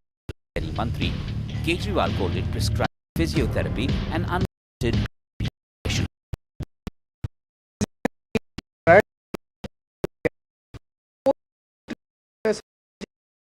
Bharatiya Janata party उतर है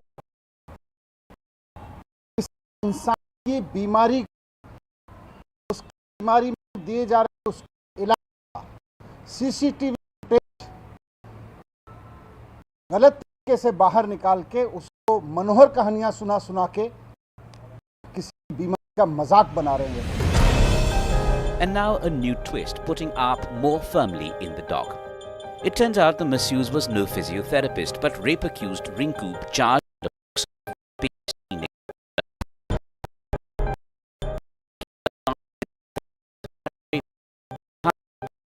land BJP.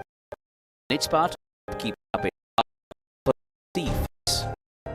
कोई और राजनीतिक दल तो मुखिया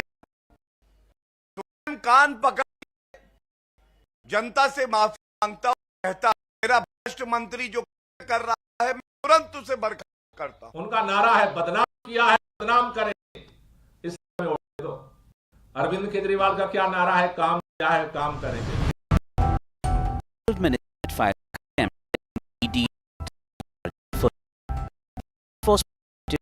The charge even remained question. Bear in mind, face one of dozens between AAP and BJP down the years. Delhi municipal election.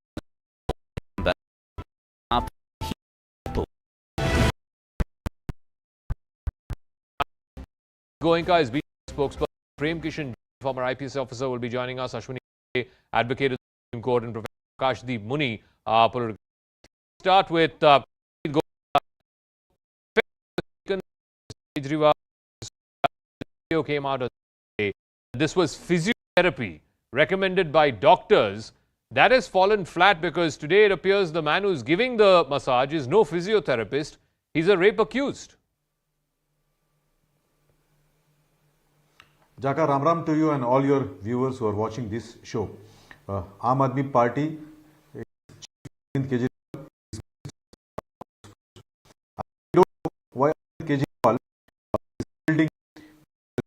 You remember when he was Ratna for his service, and then the Chief Minister, the one who himself is accused of liquor gate, said he is getting physiotherapy. But today what we saw is that it is not a physiotherapy, but rather it is the rapist who is giving him the therapy. And rapist with a severe crime like POSCO. I think there is something which Mr. Jain knows, Mr. Santandar Jain knows something which he would not, Mr. Kejriwal would not like him to tell to the world. And that's why they are trying to shield him. So it is time channels like yours, anchors like you, and people like us should expose Aam Aadmi Party, Arvind Kejriwal, and ask him, what is that Satinder Jain knows it and why he's been given such a VIP treatment inside the jail? It's a shameful act of somebody getting this kind of services, especially from a rapist. Okay. Two, it is also violation of the jail rules. I think the Chief Minister should own this, resign, and face the people of Delhi. Professor Akashdeep Muni, what explains this? Surely there has to be some compelling reason why a party that came to power on the back of India Against Corruption continues to shield a minister. Of course, his guilt or otherwise will be proven in a court of law. But the very least that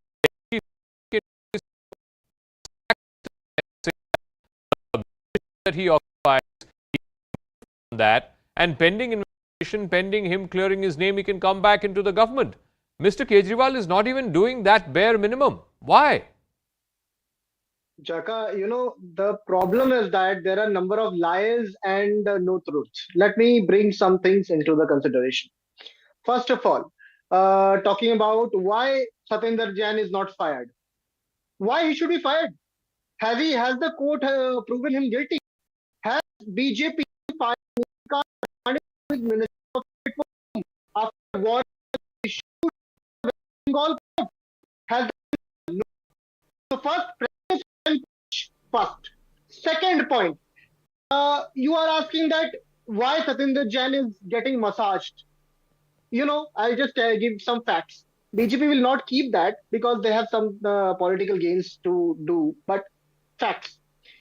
This person Satinder Jain, who has been in jail. In jail, he suffered backbone hurt because of which he has gone through 2 surgeries, and he is suffering from L5S1 backbone problem.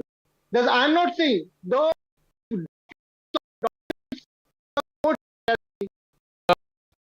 I'm not a doctor. ये पैर massage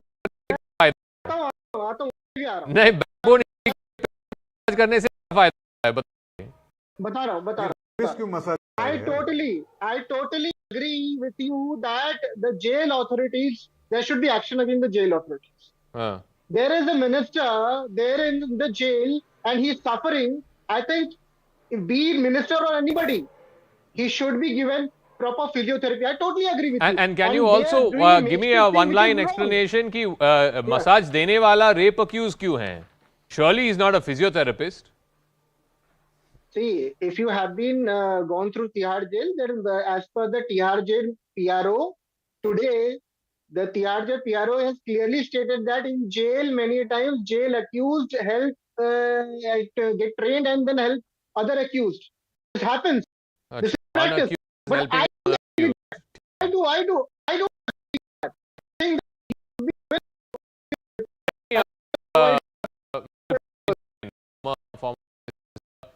Clearly, the rules have been bent, and we've seen what action has also been seemingly taken. Three Tihar jail officers have been removed or have been on transfer. But the point, sir, is that you have a high-profile accused who is getting, out of turn treatment. Secondly, it appears that the person rape accused, which is absolutely, appalling. And most importantly, in court, the counsel for Mr. Jain is saying that all of this has been cooked up and is being put out by the ED, and the ED is saying we have nothing to do with the release of the video. Now, that has been shadowed. The release of the video has become a small matter. The bigger matter is, why is Mr. Jain getting this VVIP treatment? Zaka, I have only heard before me the two speakers. They were basically talking about own political inclination and political theories. I would strictly speak only about the rules.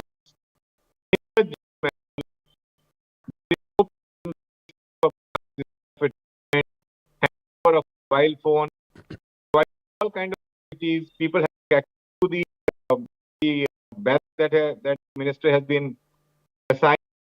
There has been a movement. All these things are not permissible under the jail manual. The rules have been broken. I believe it has already the rules have been broken. They have also given the video evidence. Now, the video evidence leaked. Who the video? The petition that he has, and it has not admitted. Even the Chief Minister of Delhi is saying that he was getting physiotherapy. So for some time they could not cook up a reason. When they cooked up a reason which would find any kind of evidence. In this case, the action has been taken against the judge. The action also must be taken by the court against the concerned minister, because he is still minister. Technically, he is still a minister. Correct. He has misused his authority, and the government to take they have to take.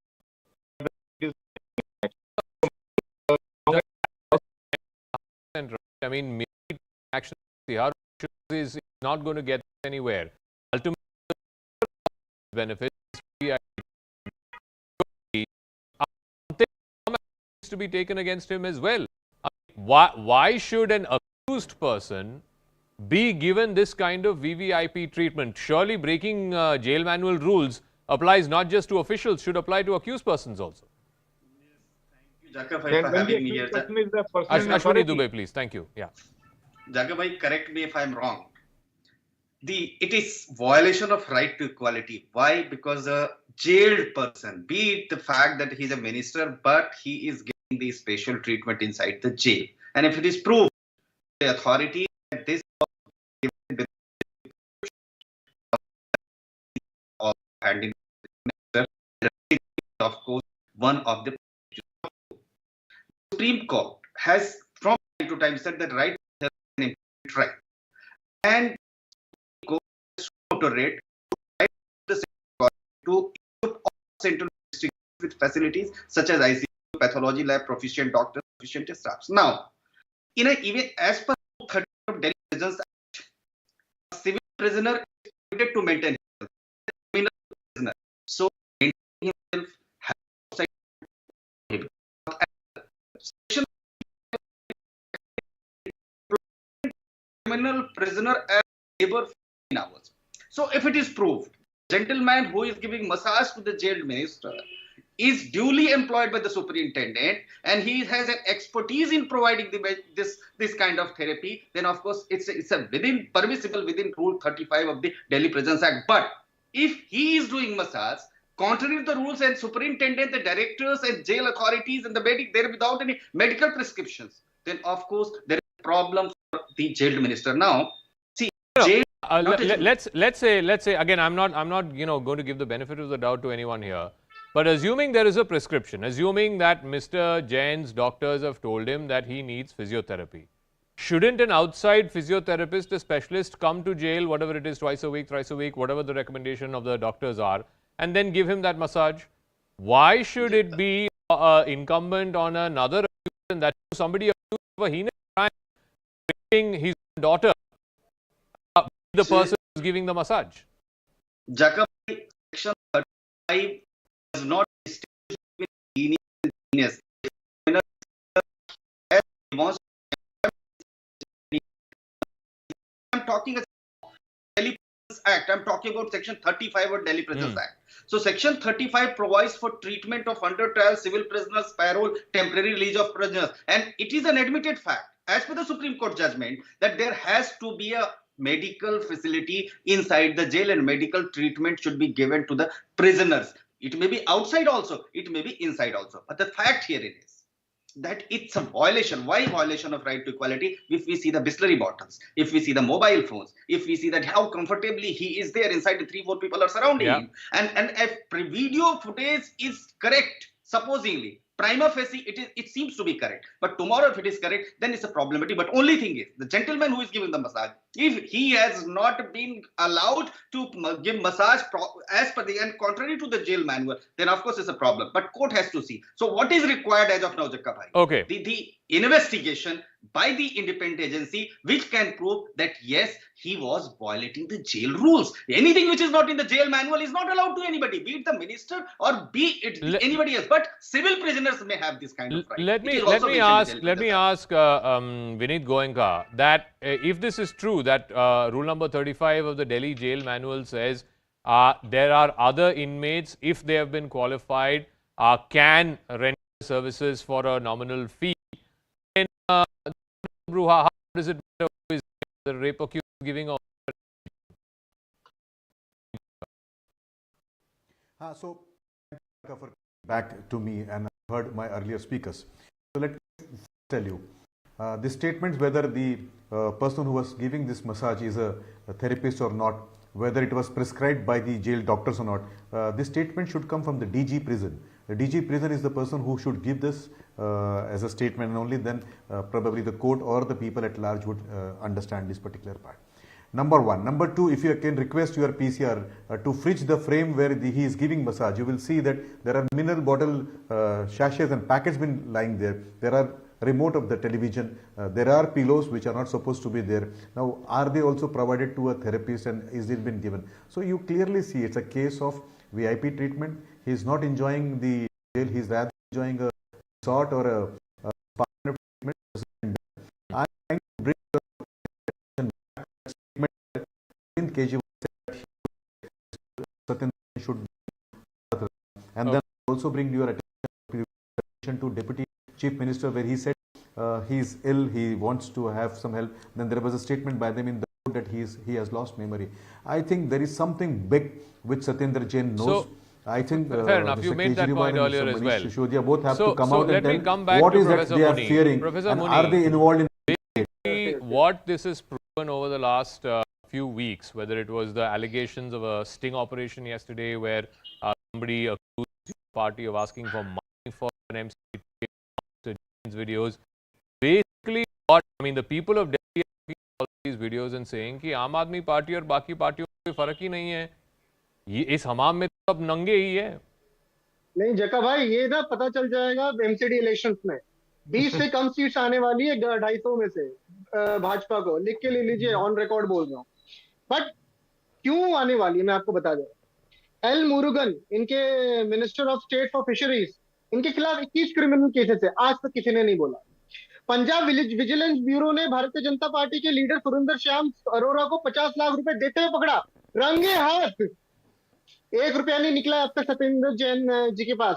ठीक है. नहीं ये बताइए. नहीं 1 रुपए निकलने की बात नहीं है. नहीं professor Muni, tell me, mister Jain, सुनिए, mister Jain has been in jail since middle of May. Normally court में क्या होता है कि if you spend once or twice, if you've been sent to JC, after that they generally give bail. You also know that bail is the rule and jail is the exception. Mr. Jain has been in jail for the last 6 months. Multiple courts, multiple times have denied him bail. Why? कुछ तो होगा. I'll reply. I'll reply. Very good question. Interestingly, all other acts who are not proven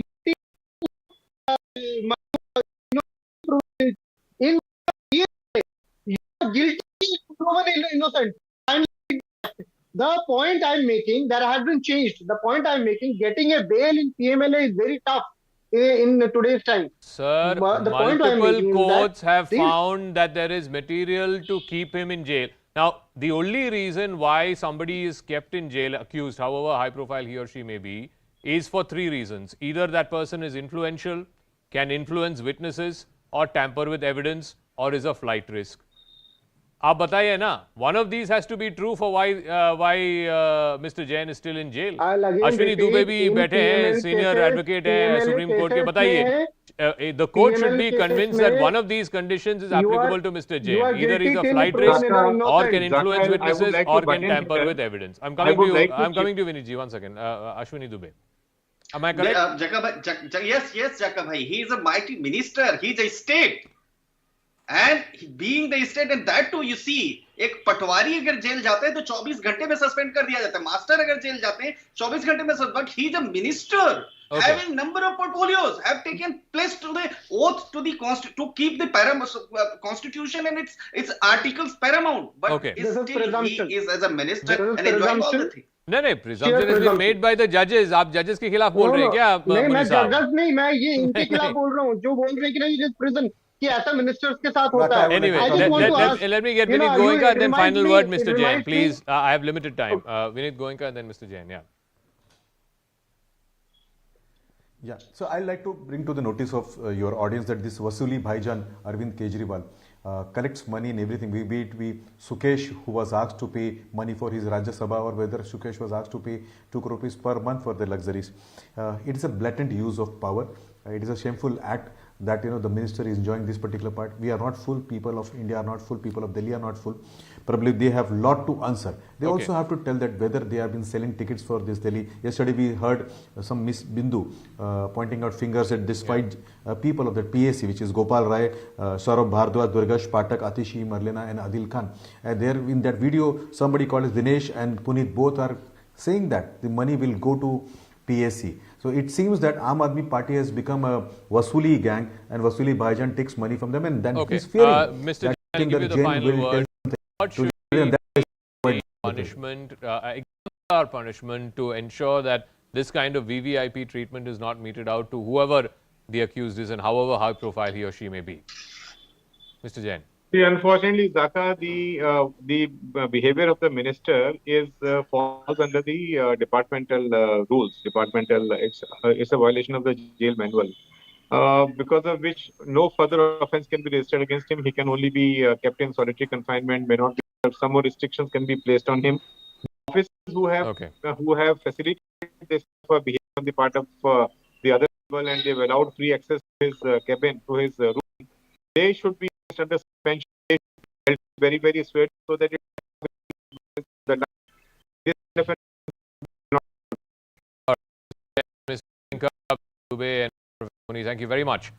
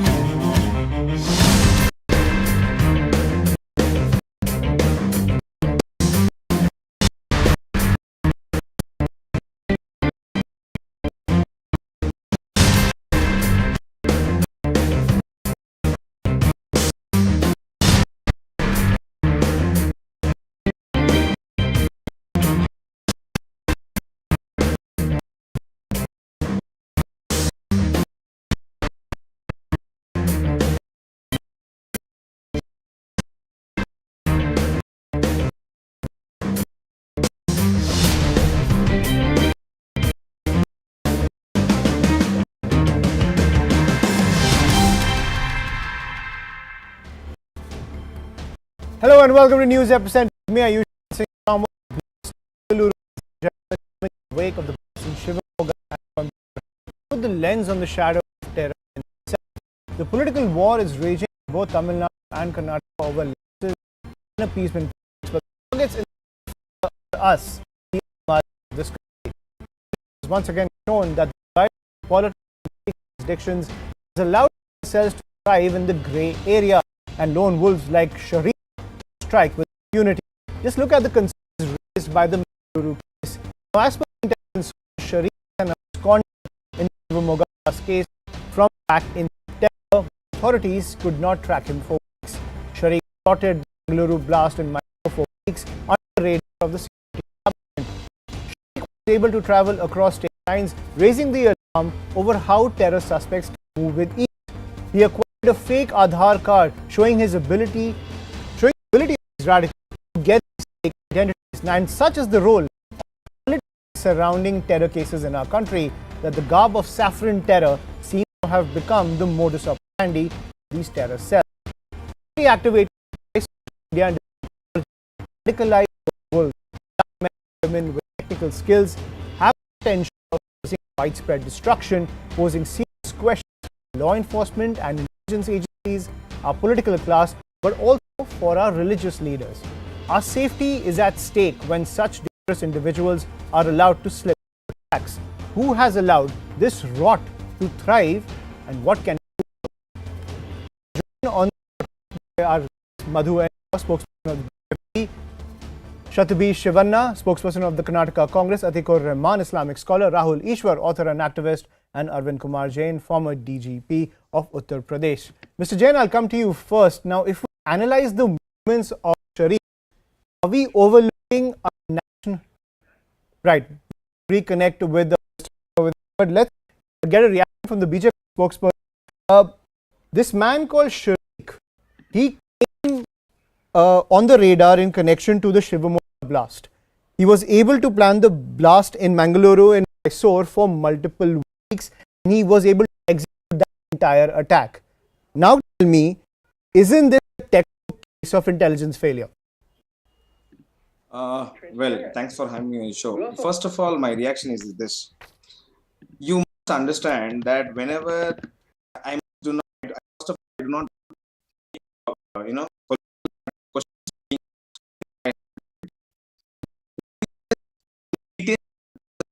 whom we be doing something. That time they are termed as communalists, and when the thing happens and then they are arrested, they would get bail and they are into all these things. Now, tell me one thing: who would Congress believe in? Do they believe in Indian Army? Do they believe in Indian Navy? They said that was all architect. They are on record. The Chief Minister of Karnataka told 18 sleeper cells have been people who are involved in 18 sleeper cells have been arrested. That has not come to light, but it has happened. Point number one. Point number two, kindly understand the nefarious design of these people. They're highly paid people from, you know, from technological background. They're all intelligent. My point of this is, if the intelligence failure, let me ask a counter question to everyone. This guy, he goes to Coimbatore. My question: why did the Tamil Nadu did not acknowledge that it's an act of terror? Perhaps on the on the perhaps was it told by the Tamil Nadu government not to tell that it is a terror act? Unless Malay open say there is a terror. Perhaps after this were to happen, they were to at that point of time, this would have not happened. Kindly understand, we are dealing in such a situation where there is cross information required between the states, and if certain states, I must say this, when Congress is in power, they try to politicize, they not analyze terrorist issues. Not in such a case, expect. Point number two, let me tell this person, everyone was so material doing fast. What happened? These which are coming it now, I think I shouldn't be talking about it. No, Kerala and all the things from Amazon. This is the state at which we are there. It is a serious issue.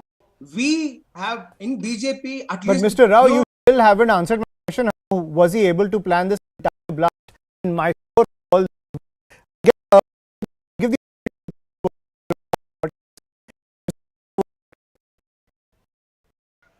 Congress outrightly rejects any act of terrorism. We believe it's an act against humanity. We believe terror has no nationality.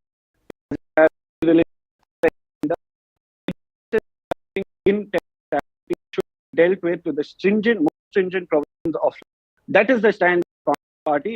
It is loud and clear. To said that, let me point out the incompetence and maladministration of the state government of Karnataka. The EGP today in his statement has said Tariq is a 24-year-old novice. He's a newbie, lacks technical know-how, and more, he's someone who's been under the radar. He's been booked in 3 cases, one in Mangalore North, Mangalore East, and Shimoga Rural. His handlers were booked under the USPA, and he was accused in the child bomb blast case in Shimoga district, which happens to be the home district of the Honorable Home Minister of Karnataka. These people have been working under the nose of the Honorable of administration, poor handling of law and order. This is a national security breach that they should have focused on. This is a new of Karnataka today.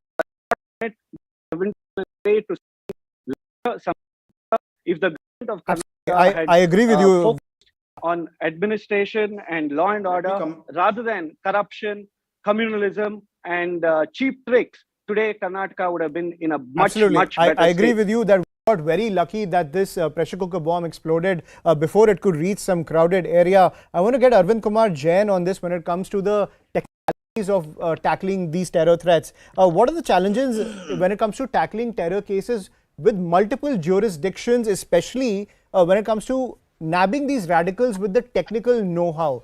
Number one, you are facing a police force, a police force that has taken over such an investigation. To a great extent, we feel that they're very constrained when it comes to tackling the terrorists who have such a huge technical know-how, especially with their exposure to digital technology. Number two is the challenges between the jurisdictions of state police. Those challenges pan-India crackdown on terror? You have asked the question. I will start right from the beginning.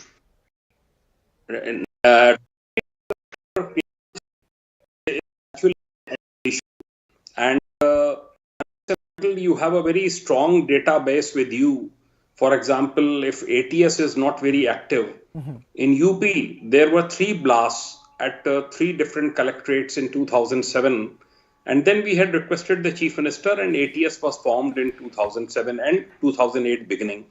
It has such a strong database that once there is any trouble or there is any suspect, they have the database. The several numbers are on ATS all the time, suspected numbers, and they are in touch with the Intelligence Bureau, NIA, and agencies, and they also help the state police. Similar is the case with the neighboring states. Neighboring states are also very cooperative. Most of them are cooperative. Concede some inputs, terror attacks or terrorists, but generally they cooperate. And the system is that you ask other state forces through IA, and you get the reply, you get the help which is required.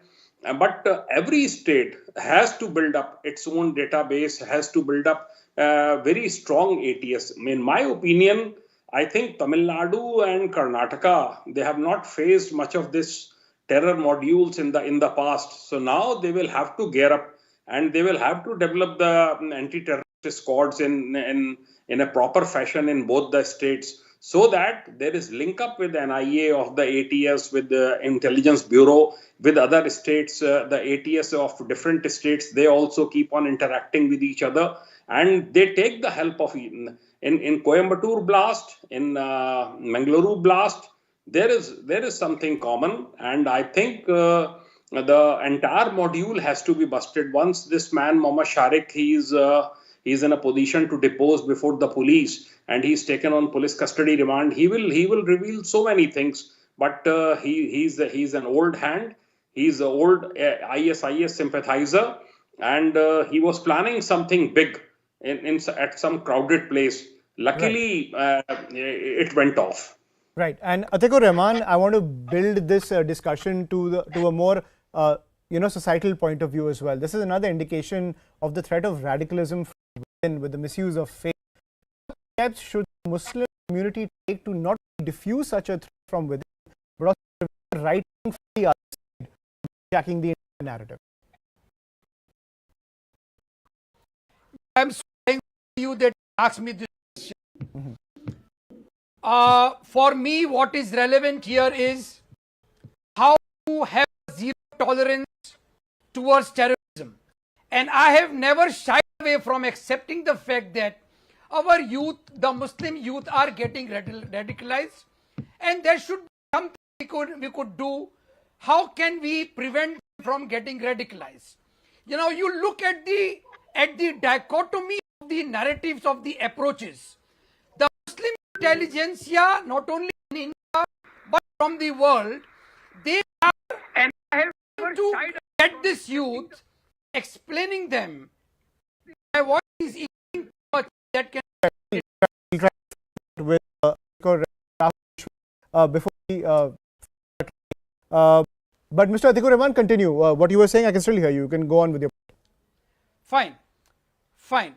So the dichotomy of the narratives and the approaches between the Muslim intelligence and the element. We tell the youth that the Quran does not teach terrorism. Jihad does not mean to attack your opponents. Islam stands for n number of narratives and the Quranic injunctions wherein the Muslim youth and the Muslims are prevented from attacking your opponents. But the radical organization in the terrorist organization are echoing of terrorism. So look at, we need to get our youth out of this dichotomy that Quran is not teaching you terrorism. The Sangh element are echoing the same line of approach which the terrorist organizations do. So if you want a zero tolerance toward terrorism, I appeal to the Hindutvawadis, the Sangh elements, the government of India, please get Muslim intelligentsia telling our youth, get out of the clutch of this terrorist organization. You are misguiding them. This is not terrorism. Right, but Atik Rahman, one interesting thing from this case is that Sharik posed as a Hindu man. He posed with a fake Aadhaar card. He went and he got the SIM cards. He got his entire modus operandi was planned around that. Rahul Ishwar, I want to get your point on that. This modus operandi of creating a Hindutva smoke screen by such terror elements. Who do you hold responsible for this? Okay, I agree. You know, zero that question is for Rahul. Mr. Rahman,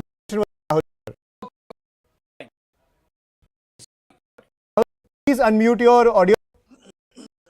Every community has extremes among them, and it is of moderates. No, check. For example, you may remember Asab wearing a kalava or a sacred thing in his hand to give a wrong impression that he was Hindu, and the whole thing is a Hindutva. We have all remember that. So please remember, whether it is Hindu, Muslim, or Christian, right wing or bombs doesn't discriminate. Our at risk. We belong to any community. That's the why we need a strong de-radicalization plan. Our Muslim brothers and sisters shouldn't be defensive about it. I'm a proud Hindu activist, but we also have crazy crackpots like Yadi Narasimhananda or Sadhvi Prachis, and we should definitely condemn them. In the same way, our Muslim brothers should come forward, because these people are using terror as a means. These people are associated with the bad Islamic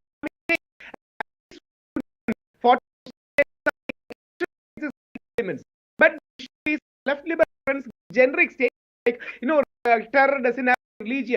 Let us call for what it is. It is Islamist radicalism. We should not shy away. Similarly, if there are other extreme right-wing groups, call them out too. But Islamist radicalism is a threat to Islam, India and the world has seen a war on terror for the past 10 years. So let us be politically honest, socially honest about this. Yes, 99.99% of patriotic. I come from Kerala, where at least 100 people went and joined ISIS. So this is a serious threat. There has been issues of forced conversions. There has been issues of using arms and ammunition, creation of bombs. So this is a serious issue. God forbid if it goes in a marketplace, our children, our family members, our friends, our associates and colleagues are at risk. Absolutely. So we should be more open and honest, and beyond politics, we should form a national consensus to counter terrorism. Get the reaction from Mr. A smoke screen that was created by individual who coined Hindu terror, Singh, who linked the RSS to 2611, is your politics that we when it comes to saffron terror as a from the press.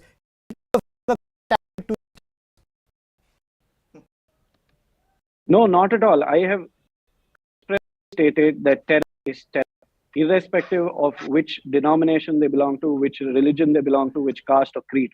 Everyone is treated under the law of the land, under the Indian Penal Code, under the provisions of the statutes of India. Whoever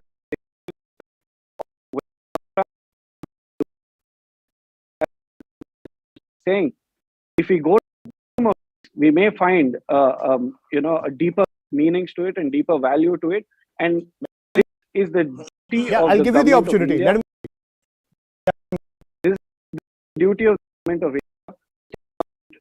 Everyone should increase it and formulate a strategy against terror, and so eject of our country, because common men of Karnataka, the common men of India are facing huge trouble. I don't believe they can hide under any shadow, they can take cover under anything. Any terrorist to hide identity would do anything possible. Stay away from the investigative agencies. I wouldn't want to give it any political color. I wouldn't want to give it any religion or creed. Terror is terror. Crime is crime. It should be dealt with a strong hand. Your now Congress party saying that terror has no color, after being infamous for coining the term. Well, Congress person talking. There is absolutely no relation to action and words. Now let me remind the Congress party. It is the same very Congress party in 2015, 2015.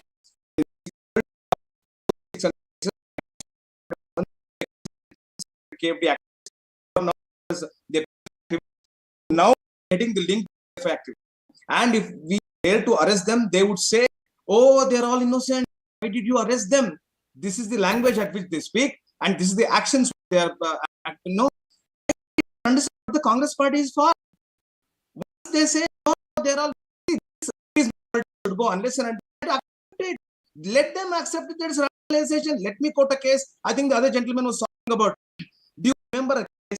Islam Research Foundation manager. Have you seen that 4,000 page AIA charge sheet? What has he told? He told it is radicalization. I used to radicalize people. It is a witness statement which is available. People are never to accept such things. The Congress will never accept it.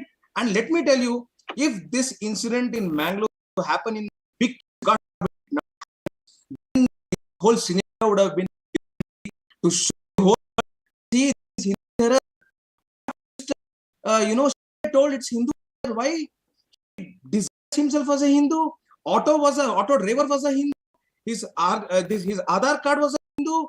And of all, he was saying, what do you call the thing to come.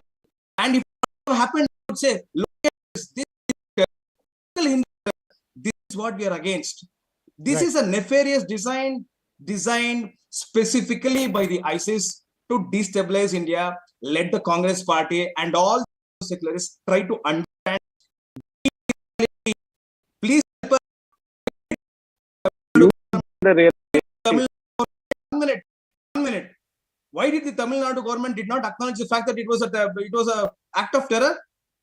Why did it take long time for even Stalin to go and ask for the NIA to come? Someone told NIA, no, it's a blast.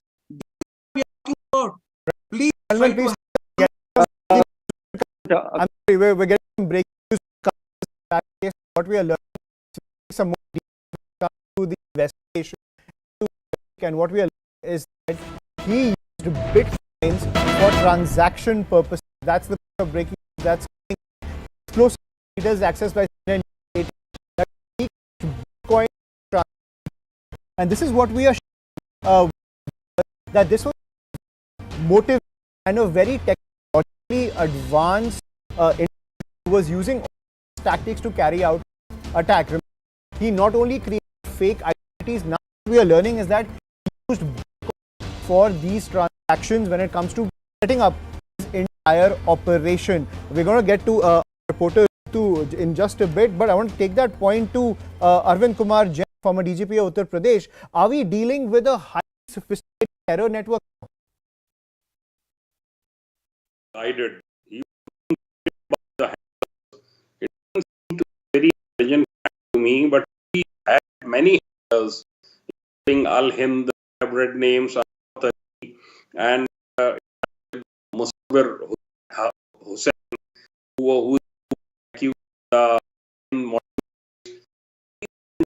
think guide him, and they were teaching him how to operate and how to go about it so that his identity is not exposed. Right. We're also joined by Ritu, who's getting us this big piece of breaking news. Ritu, what more details can you get for us? Well, that's what the police have to say, that the accused in the Mangalore auto rickshaw blast, Tariq, was in fact the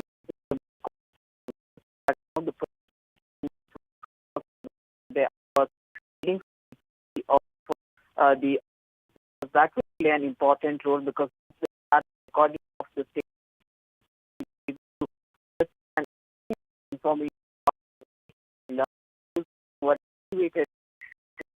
because his how his of an idea he wanted this whole get radicalized involved with points where we use the crucial point now. So that's also a biggest question here. So police will try and understand from who he had learnt it, whether there are main handlers that the police is also talking about, whether it's about the matter about the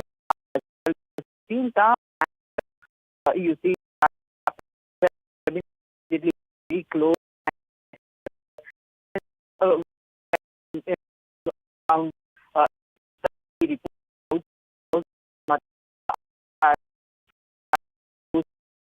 make out very easy that just we're staying few meters away from each other. Absolutely. So their houses was very located very nearby, so just 20 meters away from 13,000 where Sharik is located, and just within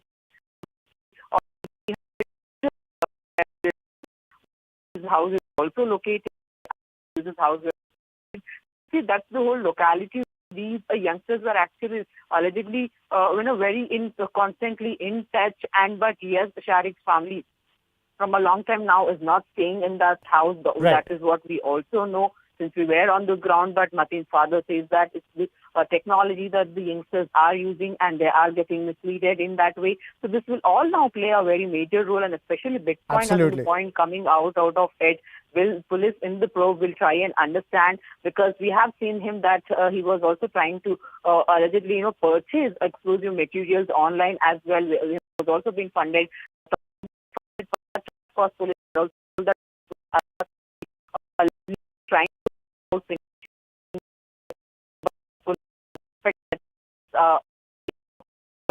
both of them a long time. So yes, police is taking this investigation further in that way. Thank you, Ritu, for getting us that big piece of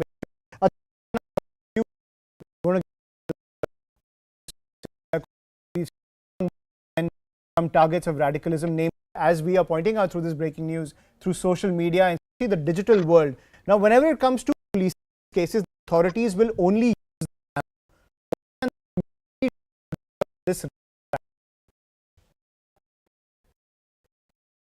The need for from side, from agencies, so far political parties be engaging themselves by mudslinging each other, using this weapon, a communal weapon at the time of elections. I am sorry to say, you cannot fight terrorism with a communal weapon, but a surgical knife will be much more edified towards fighting terrorism.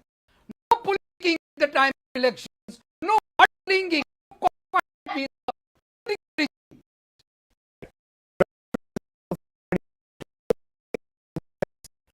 communal harmony need of dar. We always say it never comes from political class. What can Hindu community leaders do when it comes to creating this sense of harmony, especially when it gets rocked by such terror cases? Two submissions. One, don't blame the entire Muslim community. Don't brush everyone with the same brush. We, Hindu community, also has hardliners. Islamic community also has extremists. So we should understand that the moderate should be empowered and all the hardliners should be sidelined. Moderates of both communities, our Busurg, seniors, should sit together and talk and find a consensus. We are the largest. We together, Hindus and Muslims, defeated the largest empire in the human history, the British. We won our freedom together. It is our responsibility to stay together and fight against terrorism with one mind, so that India can win the war on terror and humanity can rise above terrorism. Right. Thank you. Thank you, gentlemen. Madhur Rao, Mr. Shivan Tekor, and Kumar for joining us. Poses, but also maintaining harmony. Now let's shift to the latest flashpoint that has emerged between the BJP party and Massage Gate.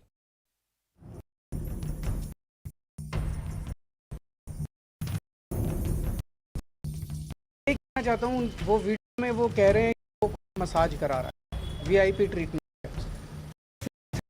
करने उन्होंने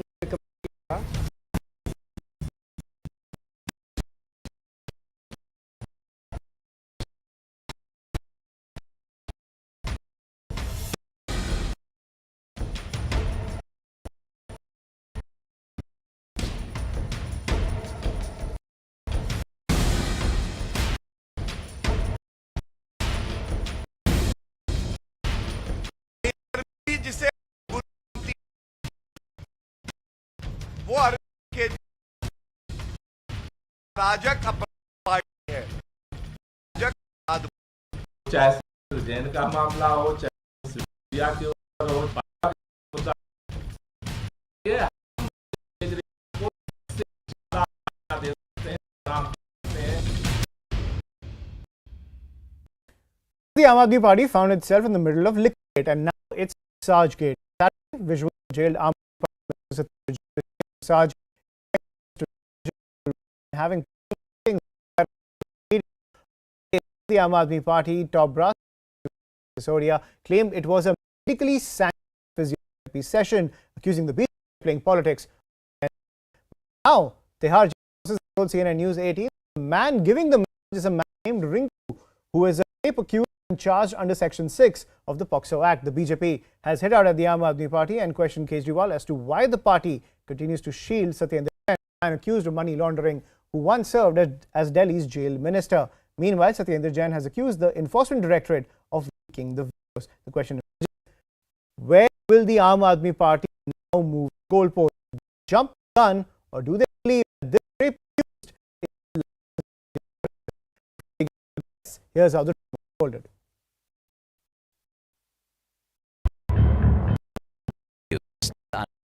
That is the story. Jailed Minister Satyendra Massage in his Tihar cell. He had jailed privileges and VIP treatment for a Delhi Mantri. Kejriwal called prescribed physiotherapy and unwanted BJP. Physiotherapy कर रहा है doctor ने उनको, ऐसा कोई treatment Satyendra को नहीं। Bharatiya Janata party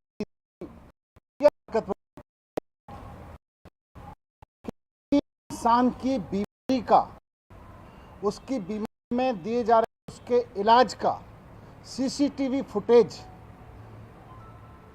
गलत तरीके से बाहर निकाल के उसको मनोहर कहानियां सुना सुना के आज किसी की बीमारी का मजाक बना रहे हैं. And now a new twist, putting AAP more firmly in the dock.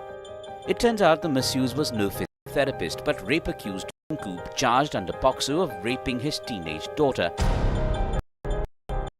Be given not physiotherapy, turn to tan. It's not keeps to face. कोई और राजनीतिक दल था तो उस पार्टी का मुखिया स्वयं कान पकड़ के जनता से माफी मांगता और कहता, मेरा भ्रष्ट मंत्री जो कृत्य कर रहा है मैं तुरंत उसे बर्खास्त करता. उनका नारा है, बदनाम किया है बदनाम करेंगे, दे दो. केजरीवाल का for contempt, alleging ED leaked Bihar footage. The director rejected the charge, even as it claimed the veracity of the video remained beyond question. The mind is laid off one of dozens of BJP around the years, come the Delhi municipal elections in December, with AAP in the poll count. And let's get to this. I'm joined by Praveen Shekhar Kapoor, spokesperson of the Delhi BJP, Tushar Gupta, senior editor, Swaraj magazine. Arvind Kumar Jain continues to be with us, former DGP of Uttar Pradesh. And we're also joined by political analyst Syed Asad Abbas. Good evening, gentlemen. Mr. Kapoor, I'll come to you first. You have filed a police complaint against Satyendra Jain and Arvind Kejriwal ever since these videos emerged. The Delhi comes under the centre's jurisdiction. Beyond the war of press conferences, when can we expect action? The action can be expected any time. But Delhi, as the incident has occurred within the Delhi jail, Delhi police cannot take any action in this. They have to seek a report from Delhi jail administration, and so it may take a couple of days. Surely, I feel action will take. Mr. have said that the minister has lost weight in jail and he is not getting good food. Number one, the jail, as was pointed out by the BJP, comes under the Delhi government's jurisdiction. And number two, how can you expect us to believe that he's being mistreated if we can see him on the video over there getting a massage from a rape accused nonetheless? Firstly, Ayushman Saab, it's very unfortunate. I think the question is to me. Yes. Ayushman Saab, am I right? Yeah, Mr. First, that question was for you. Thank you very much. Ayushman Saab, let me tell you as a political analyst here, there is a larger conspiracy to this. We need to understand the sinister design and plot of the Bharatiya Janata Party. When not just leaking the video to the news media channels, what they are also doing is not just CBI, ED, IT, but today even the jail authorities are compromised with the BJP. Why, so you may ask? The fact that there is Gujarat elections and the Delhi MCD elections. Today, the garbage mountain is not an issue. Proper sewage is not an issue. The ensuring of better MCD schools dispensaries is not an issue. What is an issue? Issue is Satinder Jain, massage, Thailand, Saza, Maza. We need to understand that today the Bharatiya Janata Party has mastered the plot of distraction politics. All they need to do is distract the people. But let me tell you, sir, this is not just Dilwalon ki Delhi, but also Dimagwalon ki Delhi. The people of Delhi have understood the plot of the Bharatiya Janata Party to time and again malign the name of Aam Aadmi Party. Just to be clear, you're saying we shouldn't take this seriously. What's happening inside Tihar jail? So the fact of the matter, we need to understand the sinister design and the plot of the BJP, which has come through to time and again target the Aam Aadmi Party. We need to understand, we all know the wonderful quote of Jawaharlal Nehru who said, at the stroke of midnight hour. But at the same stroke of midnight hour and the morning rays sunshine, when the BJP workers of Delhi wake up every morning, all they need to know is how do we attack the Aam Aadmi Party. More than Modi ji, BJP workers think of Aam Aadmi Party. Manish Sisodia, Satinder Jain, Arvind Kejriwal. This is nothing but bharkao distraction politics, sir. We need to understand the gamut here. Today, the BJP. I'll ask you again. We shouldn't take this seriously. Satinder Jain getting VIP treatment inside prison. I shouldn't take it seriously as a voter. Ayushman Saab, first and foremost, let me tell you, there isn't any verified forensic authenticated video there. Well, if these videos are so out, you should get to that point. You feel it's fake. You feel it's fake. This entire video is fake. Allow me 30 seconds. Ayushman Saab, 30 seconds I will conclude my point, sir. Sir, the fact of the matter, any video that is there in Tihar jail, this is for the internal security and privacy. How does the BJP, the Bharatiya Janata Party, acquire this video and leak it to the press media? This shows their design. To them, Gujarat election is not an issue, MCD poll is not an issue, but to malign the Aam Aadmi Party time and again, sir. They are shaken by the might, triumphant victory in the coming days of the Aam Aadmi Party. Same reason why you know naak mein dam karna chahte hain. You know, subah utte, sote, jagte, they want to target the Aam Aadmi Party, sir. Why? Because just a yes or no. Do you think it's fake? Do you think this video is fake? Just a yes or no. So there is absolutely no authentication of the same in any court. Right. Tushar, I'm sure you're gearing for a response. Go ahead. No, Ayushman, if the previous panelists to be believed, the problem is not that the crime was committed. The problem is that the crime was revealed. Yeah. The problem is not that the video is fake or not. The problem is why is Aam Aadmi Party defending a fake video? Nevertheless, I should see a few questions. Aam Aadmi Party says that the physiotherapy was necessary because Satendra Jain sustained an injury. Now, he was arrested in early June. The Swedish injury.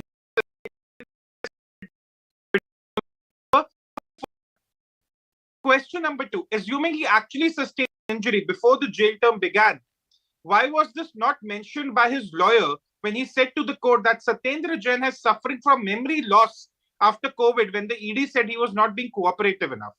Question number 3. At the end of the day, even if I give Aam Aadmi Party the benefit of doubt, you would need someone certified to conduct the physiotherapy sessions. But over here, we have someone who's been accused under the POXCO Act, under the most heinous of crimes one can imagine around. So how does this things add up? Now you can attribute it to MC Poll and attribute it to the was launched. Arvind said he should be given a Bharat Ratna for the service to the nation. When the ED was investigating money laundering, he said it's a BJP conspiracy. He's suffering from memory loss. He's in Pune. They are saying he sustains a spinal injury. I mean, all of this made-up story, it's all really poor.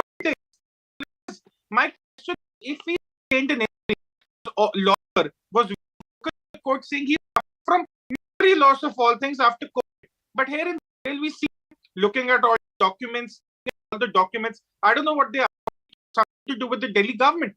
It doesn't look like a person who sustained a physical injury, who needs physiotherapy sessions every day, and whose lawyer said that his health needs to be monitored every hour So the power backup in Tihar jail cannot catch up. This things really Allow doesn't me to add up. It counter all that looks point, like Ayushmann very sir, vicious at and this allow me moment. equal point, please. Yeah, right. I'll come to you, Mr. Abbas. I want to get a view from Mr. Jain also when it comes to this entire case that we see when it comes to this VIP culture inside prison. Mr. Jain, from Sukesh Chandrasekhar to Satyendra Jain, we've seen VIP culture being a very central part of politics in this country for so many decades. Why is it impossible to purge this VIP culture from inside prisons? It always becomes a political football between parties, but the problem is never really solved. The problem is that I am not really bothered about the BJP and APTA. I am not the Tihar, the one of the most jails of Delhi of the country, most secured prison, and its security has been completely compromised. If a minister is all inside a jail and he is taking all these privileges and is getting massage done for rapists, then naturally rapists will also demand certain privileges in the jail.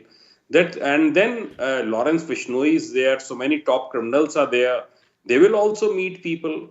Once you open the floodgates, then everything, then everyone will get advantages. Top thug of the country was getting was indulging in so many activities while residing in Tihar jail by bribing people. Even if ITA of what he alleges is true, then it's absolutely shameful for the Tihar officials, for DG Tihar and for the Delhi government that such allegations are being leveled against top people of the ruling party. And so if security of Tihar jail is compromised, where you have gangsters, where you have terrorists, where you have so many people, then it's a security concern for the entire country, because Tihar jail is in national capital. Absolutely. And if something national capital, and if something happens inside the jail, or if the criminals move out of the jail the way these people are behaving, political people, it's absolutely shameful. And in my opinion, central government should take over the security of Tihar jail and should make it absolutely what can I say, जैसे कहते हैं अभेद्य किला बना दिया. Absolutely. And I want to take that point to Mr. Kapoor. Mr. Kapoor, that is the main issue. We've only been seeing the BJP come with press conferences taking on the Aam Aadmi Party. You have every right to. As jail minister, Satyendra Jain has exposed how Tihar jail and how the operations run over there. But as Mr. Jain is also pointing out, it's time that the central government takes some swift action, because this is a huge security issue with very high-profile criminals being housed inside Tihar jail. No doubt, Tihar is housing many high-profile criminals, and whatever Minister Jain is doing, we have heard several criminals also doing similar things by bribing the jail staff. But at the moment, I think as the model code of conduct is in place in Delhi, the center government cannot directly intervene and take over the administration at this moment of time. But say after the election, center may consider it, because Delhi police is already under center government. Maybe the jails are also taken over. Right. So that will be the need of the hour. Mr. Abbas, so that should be the need of the hour, because if you look at these visuals, I mean, you can say that this is not an authentic piece of, an authentic visual, but at the same time, not only did Satyendra Jain's close aides, that is Arvind Kejriwal, his close comrades within the party, say that he's getting a physiotherapy session. Manish Sisodia also accused the BJP of playing politics over his health. Now it turns out the man giving the massage is an accused rapist. We can't brush all these facts under the carpet in the hopes that you come out with a report saying that this video is authentic. Ayushmann sir, we need to understand here what is taking place. There's undoubtedly an absolute political witch hunt which is against Satyendra Jain. Let me tell you, what did the High Court judge say with the matter of granting or not granting bail to Satyendra Jain? He called the investigating officer and asked for substantial evidence and proof, for which he was not able to bring it forth to the judge. Therefore, hearing after hearing. Why, so you may ask? This is nothing but a vendetta. Then why isn't Satyendra Jain out on bail? House of the BJP. Are you Sir, saying could you repeat your question, please? Are you saying the judiciary is also compromised, that they are not releasing him out on bail? Absolutely no, sir. You did not hear me clearly. The judge reprimanded the investigating officer for a substantial evidence where he was not able to furnish. He seeks the hearing after hearing. This is nothing but a ploy of the Bharatiya Janata Party to use the police force under Ministry of Home Affairs so that they could keep him in jail. We need to understand today the MCD civic issues are not a matter anymore. Allow me to complete, sir. Thank you. I think I need to be given at least a minute's time. We need to understand there is a garbage mountain. There is anti-incumbency in MCD civic issues. There are MCD schools, dispensaries which needs to be refurbished. What does Aam Aadmi Party speak about? It speaks about the issues which matter to the people of Delhi. But here the BJP time and again wants to come and distract. Is this an issue? Massage for Satyendra Jain, Thailand, Saza ya Maza. Time and again they want to bring this one. Distract, it's a very big issue. The people. It's the Mr. Abbas, you can't brush this under the carpet. This is a party that stood against corruption. Yeah. Please, gentlemen, please. Allow me to make my point. Mr. Abbas, last 30 seconds. I'm sorry, you need to make your point quickly. Thank you. Please. Thank you, Ayushman Saab. 30 seconds, I will complete my point. Today, the Bharatiya Janata Party has understood that Aam Aadmi Party is the principal opposition in Gujarat and the MCD polls. They are scared out of their wits that they will lose the MCD and Delhi will never be theirs. That is the reason why the voter of Delhi is not just Dilwalon ki Delhi, but I am completely baffled by this, Mr. Abbas. I am completely baffled by this fact that we are discussing this video and you just downright dismiss this entire video as being real. Tushar and then Mr. Kapoor. Because I understand the plot of Ayushman, BJP. Tushar Gupta, please. Look at the ironical contradiction. The BJP is on a political witch hunt. The judiciary, even after reprimanding the investigating officer, is not granting Satyendra Jain bail. The BJP is on a vicious hunt against all Aam Aadmi Party leaders. But look at the irony. Satyendra Jain yet end up with mineral water, with massages, with the permission for his people to visit him after jailas when he's inside Tihar. Kindly read the manual. Please, Mr. Abbas, we let you finish. Please extend him the same courtesy. Tushar, please continue. How this works, please. So, look, at the end of the day, he's contradicting himself. My simple answer is, Ayushman, even in the district courts, if the investigating officer is unable to furnish enough evidence, no judge allows the accused to be in jail for such a long time. But in this case, Satyendra Jain has been denied bail twice.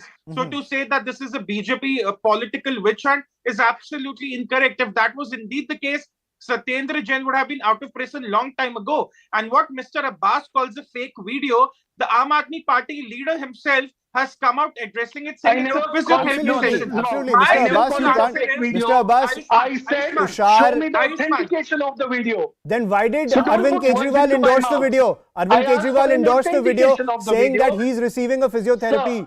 Arvind Kejriwal endorsed the video. Mr. Abbas, you have no retort to that. BJP, Ayushman. Mr. Abbas, let Tushar complete. Tushar, go on. There is no authentication of the video, sir. Don't put words into my mouth. You're putting words into Mr. Abbas, please, I'm sorry, you have to let the other panelists finish. So it's wrong. All right. No, my Tushar, simple question is, Mr. Abbas thinks this video is fake or not authentic enough. But the BJP and the AAP both believe that this is an Mr. Abbas, I'll be forced to put your fader down. Please don't do that. Let the other panelists finish. Go on, Tushar. Ayushman, at the end of the day, Arvind Kejriwal and Ashish Sisodia have come out acknowledging the video. If Satyendra Jain indeed needed physiotherapy, where is a certified masseur by the government on the orders of the court and indeed there was an injury? That's a simple question. No one has the answer to it. Absolutely. Mr. Jain, I'll give you the final word when it comes to this. Actually, Mr. Kapoor, you wanted to make a point. 30 seconds to you. See, I don't know in what capacity Mr. Abbas is here, but I will like to ask him a question. We have a Delhi Women Commission chairperson in Delhi, who works as an activist and raises such issues regularly. Today, a POXO convict has been seen indulging with the minister. We have found him sitting and giving service to a minister. As Mr. Jain also said, he will also seek favors from the jail administration now. But just think, when the family of that POXO victim would have seen this video and seen the man who terrorized the little girl, his own girl, how much they must be fearing. Where is Swati Maliwal today? Absolutely. I have written a letter to her asking her to intervene and seek a report from jail administration on this. I think the question is to me, so That's can I Mr. answer your Actually, question? he's just making a political point. I'm running out of time. Gentlemen, I want to give the final word to Mr. Jain. I'm sorry, sir. We are running out of time. I want to give the final word to Mr. Jain. Mr. Jain, the pitch coming in from the BJP that the centre should take over the affairs of Tihar prison. Do you expect any party to take any sweeping action when it comes to tackling VIP culture inside these jails? You are asking me? Yes, sir. Mr. Jain. Kindly repeat the question. The BJP has made the pitch that after the MCD elections, they are likely to they may take over the affairs of Tihar jail, given the corruption that has emerged in the wake of these videos. Do you honestly expect, given your career in public service, especially as a police officer, do you expect any party to take any sweeping action to end VIP culture in prisons? Sweeping action will have to be taken.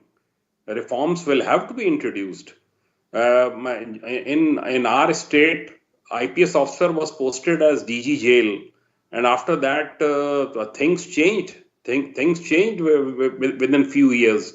So it has to be done now. The Delhi police, Tihar DG jail is an IPS officer, but very serious allegations are being leveled against him. So I think this dual control will not do, and jail administration, especially of one of the most important jails of the country, should be taken over by central government. And I want to say one thing. Jail also comes under jurisdiction of a police station. If some wrongdoing is going on in the jurisdiction of a police station, police can take cognizance. Police SHO can take cognizance of it, and he can so moto take action. Absolutely. And, yes. So if the local police, absolutely. So if the local police want, they can take action as well. Thank you, Praveen Shekhar Kapoor, Tushar Gupta, Arvind Kumar Jain, and for joining us on the podcast on what is only escalating. To get to on news episode next narration.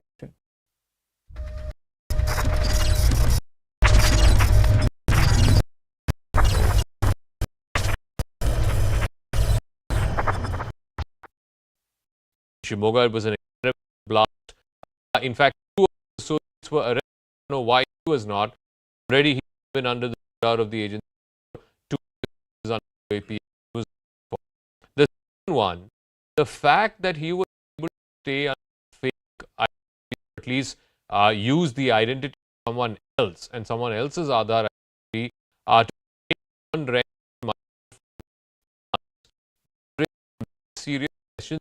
Is it fake identities in this country, to fake that a terrorist can live as he's a government employee?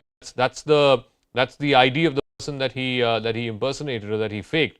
A government railway employee for 2 months in Mysore, and from there he goes to Mangalore and this blast happens. Yeah, stealing the identity of persons is actually very easy. It's extremely easy to steal the identity, fabricate an Aadhaar card, change the photograph. Nobody verifies when they take a pen that this Aadhaar card is means.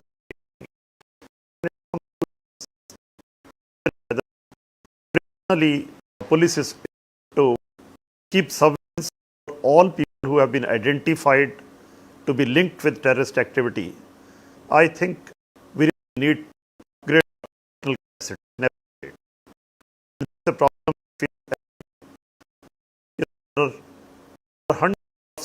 officers, people who provide logistic help. It's not as if each person who is involved in terrorist offense can be kept under the dark all the time. It's operationally possible. Police agencies resources tend to prioritize it. And in that process, many people escape the net. Because of operational capacities and technical capacity,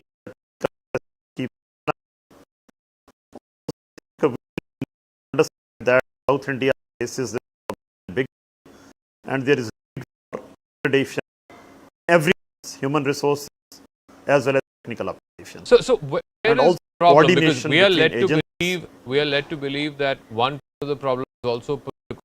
Certain political parties don't want to be seen as vote back. Technical point of view, whatever you prefer. The pin that's being is that software is the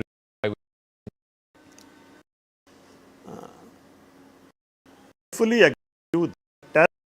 Has to be of politics. You cannot have a political party supporting terrorism, and that I think is absolute no. In an environment we have no tolerance to terrorist or sympathy towards terrorism in this country.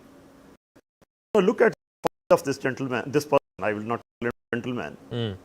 He's a BCom graduate. Previous cases also, for a person no, that is creating an environment of doctrine. I think have to level. It be both at political level as well as at the intelligence law enforcement. So that issue has to be tackled. But operational preparedness, operational capacities have to be upgraded. Coordination between agencies to work on it, both between center and states as well as neighboring states. Was used in two separate cases before what happened in Mangalore. Surely should have been on the radar agencies, anti-terror agencies, the NIA, and Intelligence Bureau. How is it that he was able to travel to Coimbatore, to Ooty, Nagarkoil, then Mysuru, where he was living for the last 2 months?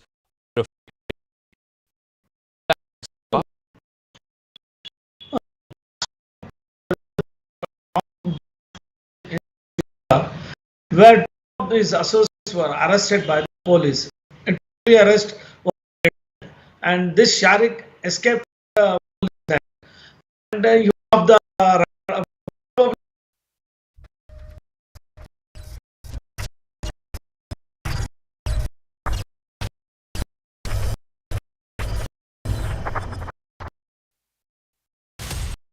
viewership lead for 30 successive weeks.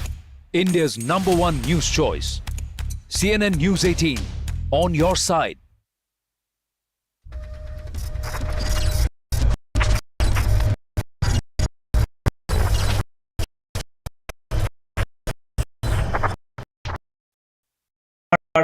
and Harmon district. And no, Mr. Prakash, Mr.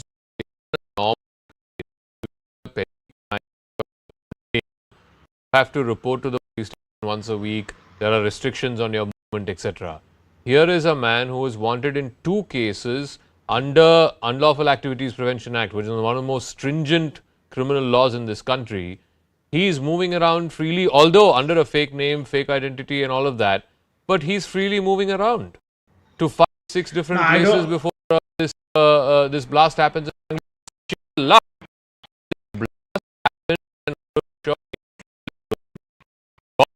Had it blast market life and property of the people. Bail when he was given bail. I don't know when he was arrested UAPA, the court gave bail. I don't believe that he is not harmless Okay. And you've been again caught terror activity. Let me I agree ask with you. I agree with you. there Should have are serious on him. charges against this man. Not least, of course, there was this sort of trial run, if you will, that happened in Shimoga. It happened on the banks of the Tunga River, where two of his associates, Maaz Ahmed and Syed Yasin, both were arrested. Sharik was reported as absconding. There is now the cops are claiming, in hindsight, there is evidence to show that he was in contact with Mateen Ahmed Taha, who is a known member of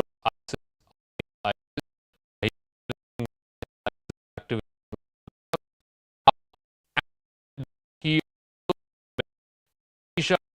who was the main accused in the Coimbatore blast, which happened a few weeks ago, and this man had traveled to Coimbatore.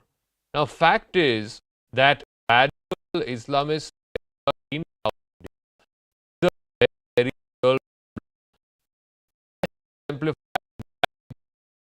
Sharik, he was around freely, he was in touch with known terror associates, and yet some people in tend to believe that it is not a problem in the South. Good evening, Zak. I think first and foremost, the government here in the state seems to be far more active in jumping to action against octogenarian pastors as opposed to people who are actual real threats. First and foremost, I unequivocally condemn any act of terror, irrespective of anything that involves violence and harm, something that necessarily has to be clamped down. And I think fundamentalist terror across the South is something that is spreading. But the larger problem here is the very fundamental failure of law and order in this situation. If a person has cases of UAPA against it, is not a bail order.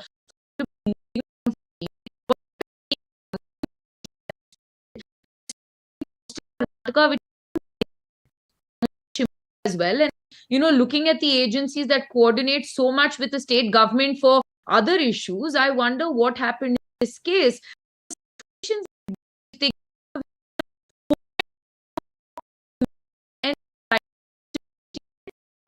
This run up to what you have to see a very us versus them state of elections in my state, and this more than anything else is the government has to own up how there was such a massive lapse. No, how is the it that point somebody that was is have a attitude of terror.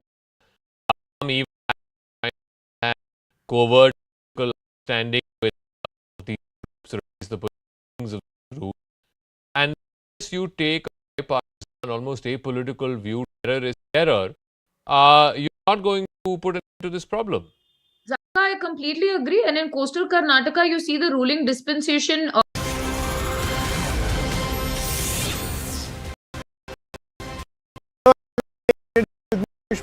John Wall, news coming in to shut off the case. Visuals of a club where he can be seen being escorted by the police from the Forensic Sciences Laboratory office in the national capital. Now, these visuals have been captured after a medical session at the office. The court has with the investigation of murder. That's break news. Anand, क्या details है आपके पास? आप आज उसे 4 घंटे तक FSL के अंदर रखा गया था और वहां पर उसका जो पॉलीग्राफ टेस्ट है उसका पहला सेशन आज खत्म हो गया।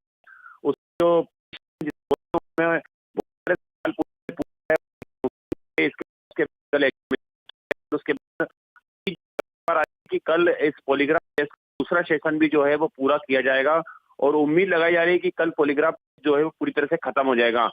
इंडिया से बड़े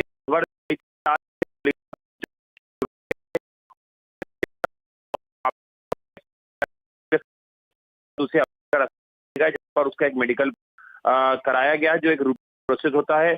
आज एक और महत्वपूर्ण जानकारी निकल के आई, उसे उस चेयर पर बिठाया गया था जिससे उस पर कुछ मशीन जिससे पता चला, लेकिन जवाब जो इसलिए इस पॉलीग्राफ टेस्ट जो सेशन है वो कल किया जाएगा और पहले ही फोरेंसिक लेबोरेटरी बड़े अधिकारी उन्होंने कहा था कि जो पॉलीग्राफ टेस्ट है वो एक दिन में पूरा होना मुश्किल है, तो उसके लिए करीब दिन की वो लगती है, तो प्रोसेस वो की पुलिस ने छत्तीसगढ़ फॉरेस्ट से उसका डीएनए एनालिसिस कब तक खत्म होगा? जी देखिए, उसके लिए करीबन 1-2 हफ्ते का वक्त बताया जा रहा है, क्योंकि कुछ एग्जिबिट्स जो हैं वो सीएफएस और कुछ एग्जिबिट्स हैं जो नमूने हैं वो तो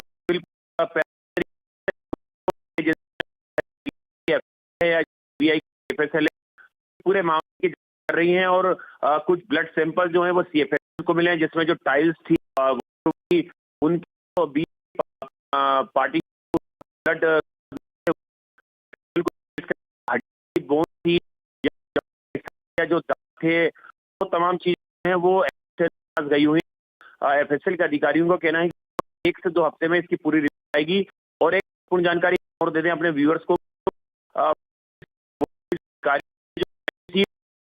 जो घर की एक पूरी पूर्वा जो है वो आकर कल एफएसएल जो है वो आईओ को सुपुर्द करेगी, यानी आईओ को सबमिट करेगी, और उसमें वो बताएगी कि घर से हमने क्या क्या चीजें जो है वो रिकवर की हैं और क्राइम सीन पे हमने क्या क्या चीजें देखी है, क्योंकि इसमें जो बायोलॉजिकल एविडेंस हैं वो पुलिस के लिए काफी महत्वपूर्ण है, जैसे कि नेल्स हो गए या जो हेयर हो गए या टूथपेस्ट हो गए, टूथब्रश हो गए, माफ कीजिए, और घर के अंदर जो कुछ और हेयर्स मिले हैं